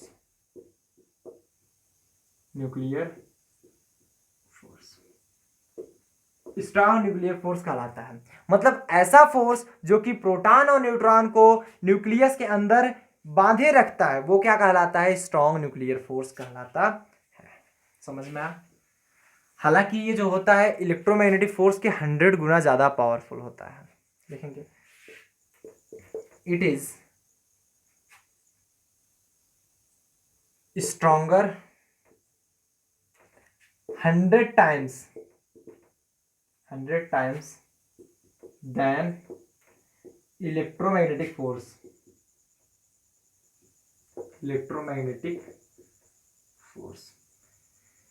इसकी हिंदी जानेंगे अगर तो स्ट्रॉन्ग न्यूक्लियर फोर्स की हिंदी जानते हैं। स्ट्रॉन्ग मतलब क्या होता है? मजबूत होता है, मतलब बलशाली होता है।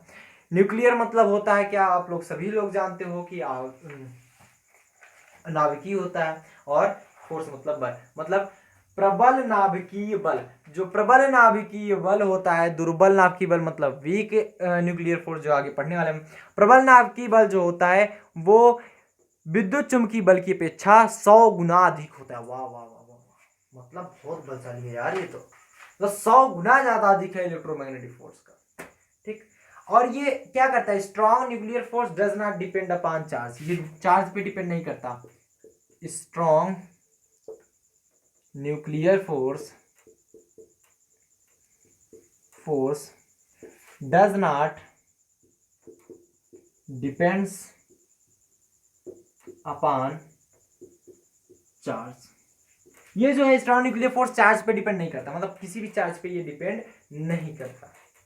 जैसे मान लीजिए फॉर एग्जांपल के लिए आई डॉट टी, मतलब दैट इज, आप बोल सकते हो जैसे 2 प्रोटॉन है और 2 न्यूट्रॉन है, जितना फोर्स लग रहा है उतना ही फोर्स 1 प्रोटॉन और 1 न्यूट्रॉन में भी लगेगा। इसमें जो फोर्स होंगे बोथ फोर्सेस सेम, दोनों वो फोर्स सेम होंगे, मतलब इन दोनों को भी बांधने में और इन दोनों को भी बांधने में क्या होंगे, फोर्स सेम लगेंगे। इसलिए ये क्या करता है, चार्ज पे डिपेंड नहीं करता है कि ये 4 प्रोटॉन है 4 न्यूट्रॉन है तो उसको बांधने में ज़्यादा ऊर्जा लगेगी, और 1 प्रोटॉन 1 न्यूट्रॉन है तो उसको बांधने में कम ऊर्जा लगेगी, ऐसा कुछ बात नहीं है। जैसे हम लोगों में क्या होता है कि जैसे 100 बच्चे हैं, 100 के 100 बदमाश बच्चे हैं, उनको पढ़ाने में ज़्यादा ऊर्जा लगती है, और वहीं 10 बच्चे हैं, उनको बदमाश हैं भले बदमाश हैं लेकिन पढ़ाने में कम ऊर्जा लगती है, क्योंकि बदमाश बच्चे बदमाशी बहुत ज़्यादा करते हैं। आप लोग सही हो ना, आप लोग चिल्लाते नहीं हो, क्योंकि चिल्लाओगे कहाँ, हमको सुनाई देगा। तो बहरहाल आप लोग बहुत अच्छे हो। तो क्लास में क्या होता है, जब क्लास में पढ़ाते रहो शोर बहुत ज़्यादा करते हैं ना, शोर बहुत ज़्यादा करते हैं तो एनर्जी ज़्यादा खर्च होती है। ए बच्चे शांत रहो, कीप साइलेंट, आधा से ज़्यादा तो एनर्जी यहीं चली जाती है। तो यही हाल होता है कि इसमें ऐसा कुछ नहीं होने वाला है कि 4 न्यूट्रॉन 4 प्रोटॉन है तो ज़्यादा ऊर्जा लगेगी या फिर ज़्यादा बॉन्ड फोर्स लगेगा, 1 प्रोटॉन 1 न्यूट्रॉन को बांधने में कम होगा, ऐसा नहीं होता है। जितना फोर्स इसमें लगेगा उतना फोर्स इसमें भी लगने वाला है। कंप्लीट, समझ में आया? चलिए, this force is only effect in the nucleus, ये फोर्स केवल न्यूक्लियस में ही इफेक्ट करता है। दिस फोर्स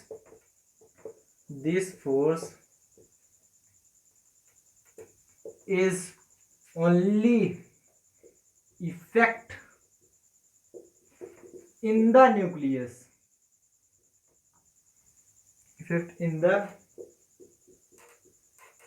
देखिए क्या कह रहा है, this force is only effect in the nucleus, ये केवल न्यूक्लियस के अंदर कार्य करता है, न्यूक्लियस के बाहर काम करने वाला नहीं है ये बात छोड़ दीजिएगा, न्यूक्लियस के बाहर भी काम करेगा। ये न्यूट्रॉन और प्रोटॉन को कंडक्ट कर मतलब बॉन्ड करता है तो सिर्फ न्यूक्लियस के अंदर ही, बाहर कुछ भी नहीं करने वाला है। ये इलेक्ट्रॉन और प्रोटॉन पे कोई इफेक्ट नहीं डालेगा, सिर्फ न्यूक्लियस के अंदर ही कार्य करता है। ठीक, इसीलिए बता गया कि यह जो बल है यह केवल नाभिक के अंदर ही कार्यरत होता है या फिर प्रभावी होता है। और it is a short range force, ये भी ध्यान दीजिएगा, ध्यान देने वाली बात, it is short range force, short range force, ये शॉर्ट रेंज फोर्स होता है, मतलब ये इसका जो रेंज होता है वो शॉर्ट होता है, ज़्यादा नहीं होता है। तो इसको हिंदी में क्या बोलते हैं यार, इट इज़ शॉर्ट रेंज को बोलते हैं, याद नहीं आ रहा है, चलो याद आएगा बता देंगे। इसको नोट करो पहले फटाफट से, it is short range force, याद है? अरे शॉर्ट रेंज मतलब समझ रहे होगे ना आप लोग, शॉर्ट रेंज फोर्स, हाँ याद आ गया, लघु परास, अजीब हिंदी है, लघु परास वाला फोर्स होता है। It is short range force मतलब लघु परास वाला फोर्स होता है। गला सूखा जा रहा है तुम लोग पढ़ाते पढ़ाते काफी लंबे टाइम से, नोट करिए फटाफट से, फटाफट नोट डाउन करो। चलिए हेडिंग डालेंगे, weak nuclear force, weak nuclear force, हटाएं इसको। वीक न्यूक्लियर फोर्स क्या होता है? वीक न्यूक्लियर फोर्स,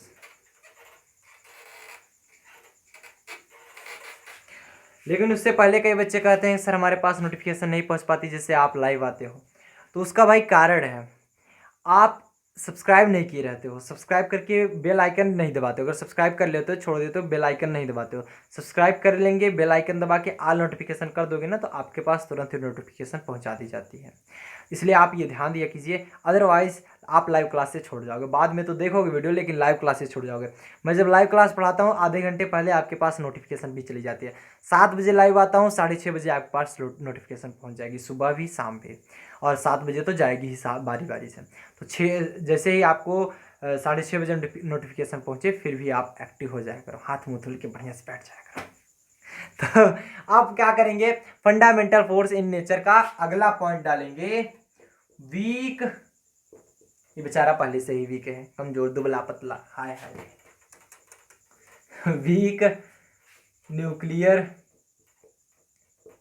फोर्स, ये क्या होता है बालक? वीक न्यूक्लियर फोर्स क्या होता है? Some natural events, for example जैसे कुछ प्राकृतिक घटनाएं हो गई, जैसे मान लो कुछ घटनाएं ऐसी होती हैं ना, जैसे कौन सी घटना है, चाहे नेचुरल इवेंट कहें या फिर आप कहिए न्यूक्लियस इवेंट कहिए, ज़्यादा ठीक पड़ेगा। न्यूक्लियस इवेंट, न्यूक्लियर इवेंट मतलब कुछ नाभिकीय घटनाएं, जैसे कुछ नाभिकीय घटनाएं जैसे क्या हो सकती है? बीटा क्षय होता है किसका? रेडियो एक्टिव नाभिक का ना। तो beta decay, beta decay, DK of radio active, radio active, beta decay of radio active nucleus, spelling बहुत आज मिस्टेक हो रही है, क्या बात है? Nucleus and fundamental particle, fundamental particle, यहाँ पर कुछ भूले क्या? For example the force between, the force, कुछ पॉइंट भूल गए थे, फोर्स बिटवीन, बाद में बन नहीं रहा था पॉइंट ही, तो मतलब फोर्स बिटवीन किसके किसके बीच लगने वाला बल? Beta decay of radio active nucleus मतलब ये, एंड फंडामेंटल पार्टिकल के बीच लगने वाला जो बल होता है इज कॉल्ड, वो क्या कहलाता है हमारा? Weak nuclear force. ये नाभिक से दूर जाने पे ये विलुप्त हो जाता है, मतलब इसका भी रेंज जो होता है शॉर्ट रेंज होता है, इट्स शॉर्ट रेंज फोर्स, लघुपरास रेंज, अजीब नाम लग रहा है ना, लघुपरास रेंज फोर्स। भाई मुझको तो अजीब लग रहा है, आप लोग को कैसे लग रहा है? आप लोग को अच्छा लग रहा होगा, हम जानते हैं आप लोग को हर एक चीज अजीब वाली चीज अच्छी लगती है, बच्चे ऐसे होते ही हैं। इट्स शॉर्ट रेंज फोर्स, ठीक समझ पाए? अब जैसे मान लीजिए बात करते हैं, आजकल तो आधुनिक युग में जैसे जितने भी फोर्स हो गए हैं लगभग लगभग सबके विनिमय से उत्पन्न हो रहे हैं। जैसे विद्युत चुंबकीय बल हमारा आवेशित कणों के बीच फोटानों के विनिमय से उत्पन्न होता है विद्युत चुंबकीय बल। प्रबल नाभिकीय बल हमारा न्यूक्लियनों के बीच मेसानों के विनिमय से उत्पन्न होता है। किसके? न्यूक्लियनों के बीच मेसानों से उत्पन्न होता है, उसके विनिमय से। अगर क्षीण नाभिकीय बल की बात करें तो ये न्यूक्लियनों के बीच बेसानों के विनिमय से उत्पन्न होता है।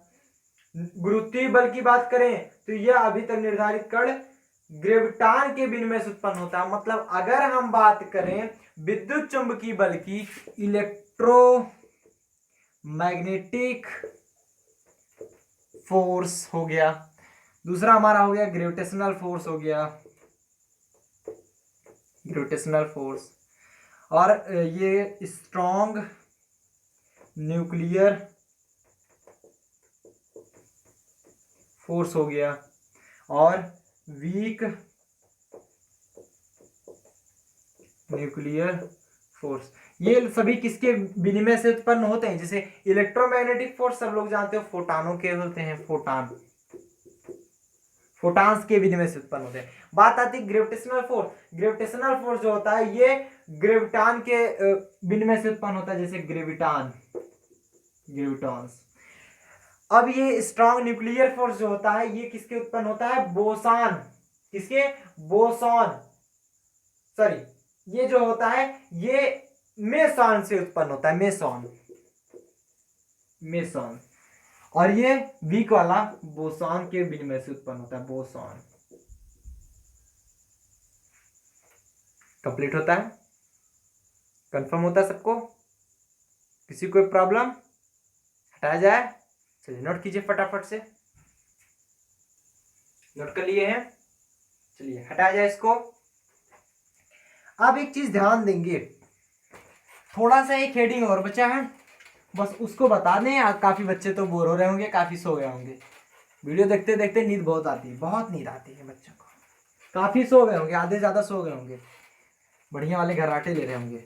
अभी जब तेज से हम बोलेंगे जागेंगे, अरे सर कुछ बोले, क्या कुछ बोले, शायद सर कुछ बोले। तो क्या करते हैं, वीडियो पुश करके फिर से पीछे करके फिर से देखना स्टार्ट करते हैं, फिर वहां तक पहुंचते पहुंचते फिर सो जाते हैं। अरे यार जाग जाओ, आराम से देखो, कोई दिक्कत नहीं है, लॉकडाउन है, बढ़िया से पढ़ो, 2-2 घंटे, 4-4 घंटे, 5-5, 6-6 घंटे पढ़ो, 8-8 घंटे पढ़ो, खूब पढ़ो, क्या दिक्कत है। जितना खेलने में आनंद लेते हो उतना पढ़ने में आनंद लिया करो, बात ही कुछ बन जाए ना। तो चलिए, खेलना भी जरूरी है, पढ़ना भी जरूरी है, लेकिन पढ़ना ज्यादा, खेलना कम। खेलना 1 घंटा, पढ़ना 8 घंटा मेरे हिसाब से। तो फंडामेंटल फोर्स, लेकिन खेलते तुम लोग 9 घंटे हो, पढ़ते आधे घंटे हो, हम जानते हैं, और इस समय तो 0 घंटे पढ़ रहे हो। फंडामेंटल फोर्स इन नेचर, तो हम इसमें बताएंगे nature of physical law. Nature of physical law, रे तुम भी भाग जाओ जी, खत्म हो गए। Nature of physical law, physical law की नेचर क्या होता है, नेचर ऑफ फिजिकल लॉ मतलब भौतिक नियमों की प्रकृति। देखिए हम इसमें कई पढ़ेंगे, जैसे नेचर ऑफ फिजिकल लॉ में पढ़ेंगे कंजर्वेशन ऑफ एनर्जी, जैसे हमें अभी अभी आपको पहले बता रहे थे ना, तो आधे तो अपसेट होकर भाग गए होंगे वीडियो देख करके, पता नहीं क्या क्या बताया जा रहा है। जो बचे हैं उनके लिए फायदा हो रहा है। अब देखो कंजर्वेशन ऑफ एनर्जी, जो भाग रहे हैं उनको भागने दो। कंजर्वेशन ऑफ एनर्जी, देखो जब वीडियो आता है ना, कई बच्चे 1 मिनट देखते हैं, हम जानते हैं, कई बच्चे 1 मिनट देखते हैं, फिर ऐसे ऐसे करते हैं, क्या बताओ कहाँ बताना है, फिर कुछ देर इधर उधर देखते हैं, फिर इधर देखते हैं, सोचते हैं अभी बंद कर रहे हैं, अभी देख रहे हैं, वीडियो छोड़ के भाग जाते हैं, पता नहीं कौन देख रहा है। मत पढ़ो, क्या जाता है, अपना नुकसान कर रहे हो। कंजर्वेशन ऑफ एनर्जी, बात सही है कि नहीं, कंजर्वेशन ऑफ एनर्जी। अब कंजर्वेशन ऑफ एनर्जी क्या होता है, ये चीज पहले जान लेते हैं। कंजर्वेशन ऑफ एनर्जी ये कहती है कि यदि किसी वस्तु पर कार्य करने वाला बल संरक्षी हो तो निकाय की कुल यांत्रिक ऊर्जा भी हमारी नियत रहती है। ये कंजर्वेशन ऑफ एनर्जी मतलब ऊर्जा संरक्षण है, ऊर्जा संरक्षण, ऊर्जा संरक्षण। हिंदी में राइटिंग नहीं बैठती, इंग्लिश में तब कुछ ठीक ठाक रहा था। अब देखो कंजर्वेशन ऑफ एनर्जी क्या है, कहती है कि if the force applied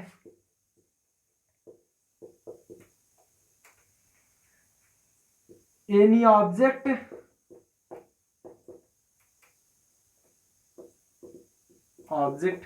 is conservative comma लगाते हैं तो 10 दिन का कार्य करता है। इट्स टोटल काइनेटिक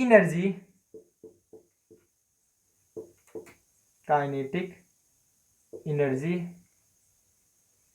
कांस्टेंट, नहीं मतलब समझ पाए। यदि किसी वस्तु पर, ऑब्जेक्ट मतलब यदि किसी वस्तु पर लगने वाला फोर्स कंजर्वेटिव संरक्षी हो, यदि किसी वस्तु पर लगने वाला फोर्स संरक्षी हो तो इसकी कुल यांत्रिक ऊर्जा हमारी कांस्टेंट होती है। काइनेटिक एनर्जी कहते किसे हैं ये देख लो, ये तो यहीं पर हमारा डिफिनेशन खत्म हो गया। अगर काइनेटिक एनर्जी ना पता हो तो काइनेटिक एनर्जी बराबर होता है कि टोटल हमारे क्या बोलते हैं उसको, अरे यांत्रिक ऊर्जा बराबर क्या होता है आपका, स्थितिज ऊर्जा प्लस गतिज ऊर्जा। स्थितिज ऊर्जा क्या बोलते हैं इंग्लिश में, अरे एक गतिज को तो याद है,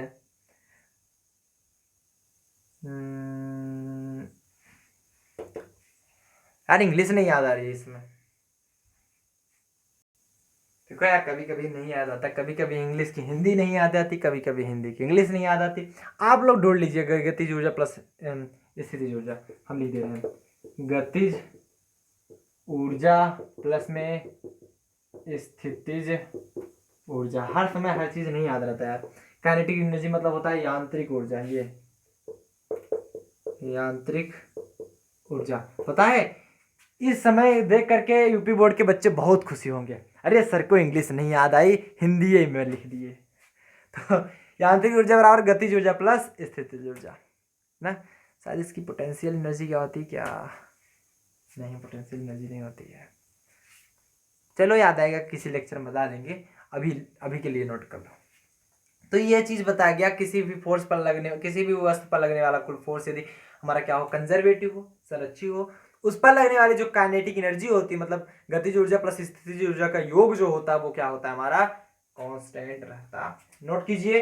दूसरा लिखेंगे कंजर्वेशन ऑफ लीनियर मोमेंटम।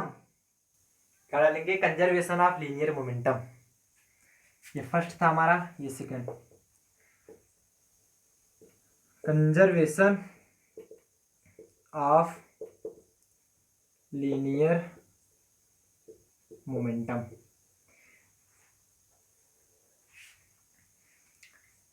रेखी संवेग संरक्षण, इसे बोलते हैं law of conservation of linear momentum. रेखी संवेग संरक्षण का सिद्धांत भी बोलते हैं या नियम बोलते हैं। अब इसको क्या लिखते हैं, इसकी डिफिनेशन क्या आती है, रेखी संवेग संरक्षण। अब देखो पता नहीं क्या लिख रहे हैं, रेखीय संवेग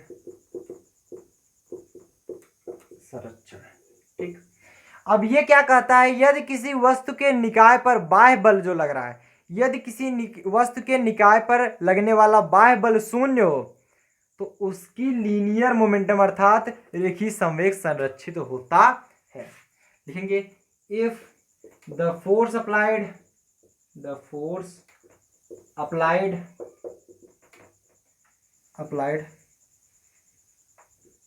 outside of particle या ऑब्जेक्ट कुछ भी लिख लीजिए, of particle is zero then comma लगाएंगे तो मतलब देन का कार्य करता है, इफ लगाने के बाद कामा, द लीनियर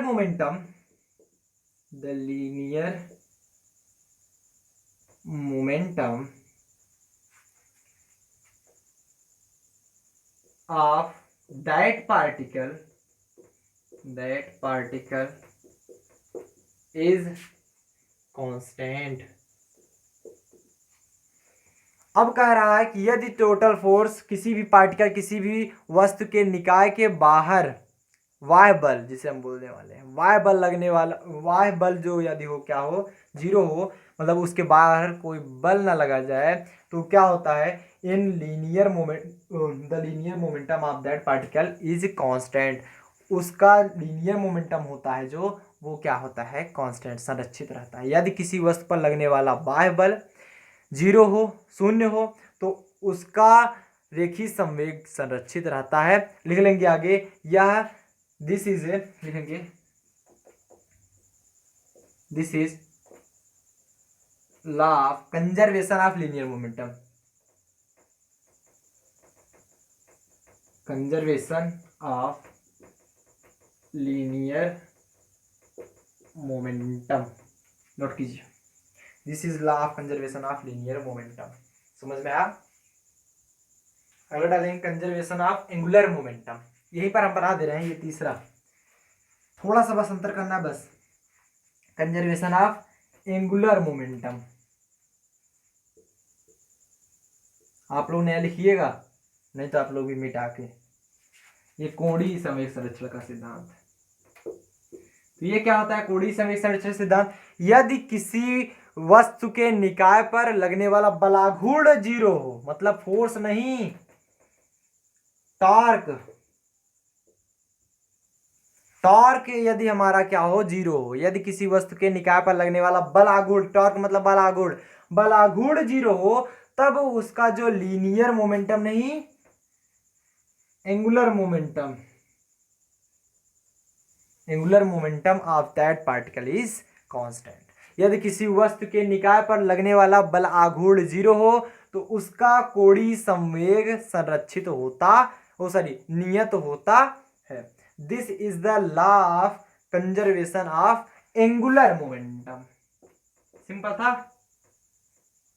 अगर एंगुलर मोमेंटम बात की जाए तो बल आघूर्ण कहेंगे, लीनियर मोमेंटम बात की जाए तो बल कहेंगे, क्योंकि आप जानते हो अगर बल लग रहा है तो ऐसे एक ही डायरेक्शन में लग रहा है, अगर यहाँ पर ऐसे लग रहा है, कोण बना रहा है थीटा, तो इधर टॉर्क लगेगा, बल आघूर्ण लगेगा, आप जानते हो। सिंपल सा, क्या बात है। क्लियर, नोट कीजिए फटाफट से, बिठा जाए। तो इस वीडियो के लेक्चर में आपको कुछ एक बात और याद आया होगा, अभी भी हमको याद आया कि हो सकता है कि किसी बच्चों को नहीं पता।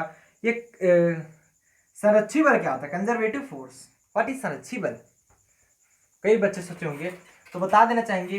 संरक्षी बल वह बल होता है जो कि प्रारंभिक और अंतिम स्थितियों पर जो बल लग रहा है उसके पथ पर डिपेंड ना करे। जो पथ पर डिपेंड नहीं करता वो संरक्षी बल होता है, जो पथ पर डिपेंड करता है वो असंरक्षी बल होता है। ठीक, समझ पाए।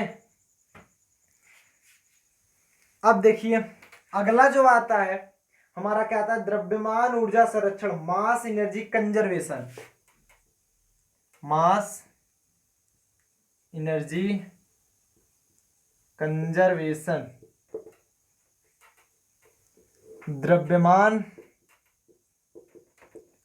ऊर्जा संरक्षण क्या होता क्या है। आइंस्टीन के नियम के अनुसार जो द्रव्यमान और ऊर्जा होती है वो पृथक्कृत नहीं है, वो एक दूसरे से रिलेटेड है। आइंस्टीन के क्यों, क्योंकि E बराबर mc स्क्वायर, देख रहे हो ना, ऊर्जा भी, एनर्जी भी और द्रव्यमान भी एक दूसरे से रिलेटेड है आइंस्टीन के नियम के अनुसार। ये क्या सा नियम है, आइंस्टीन्स लॉ। अब स्पेलिंग में हो सकता है मिस्टेक हो जाए, आप लोग ध्यान दीजिएगा। आइंस्टीन्स लॉ शायद होता है TIENS, देख लीजिएगा, यही होना चाहिए आइंस्टीन लॉ, E बराबर mc स्क्वायर। तो इसके अनुसार मास एनर्जी कंजर्वेशन में यह होता है कि नाभिकीय क्रिया में, लिख लेंगे, नाभिकीय क्रिया में न्यूक्लियनों की कुछ संख्या नियत रहती है। In nuclear reaction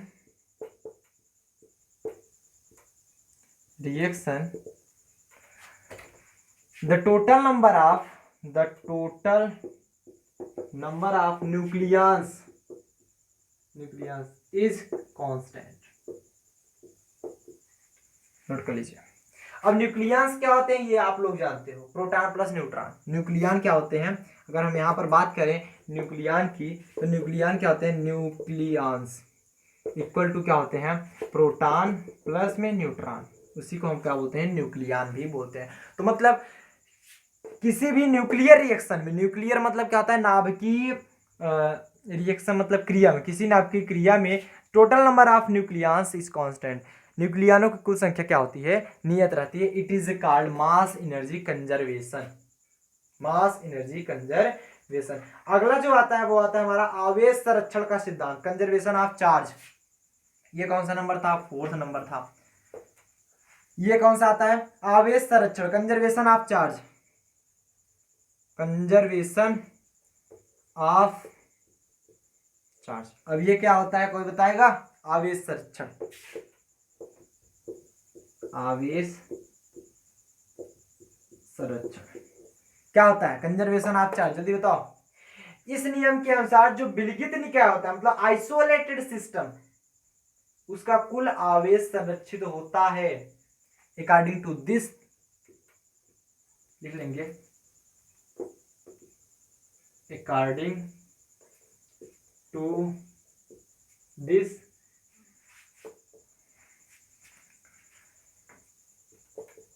the total number of, क्या लिखेंगे, कहा जा रहा है कि इसके अनुसार विलगित निकाय का कुल आवेश संरक्षित रहता है, टोटल नंबर ऑफ चार्जेस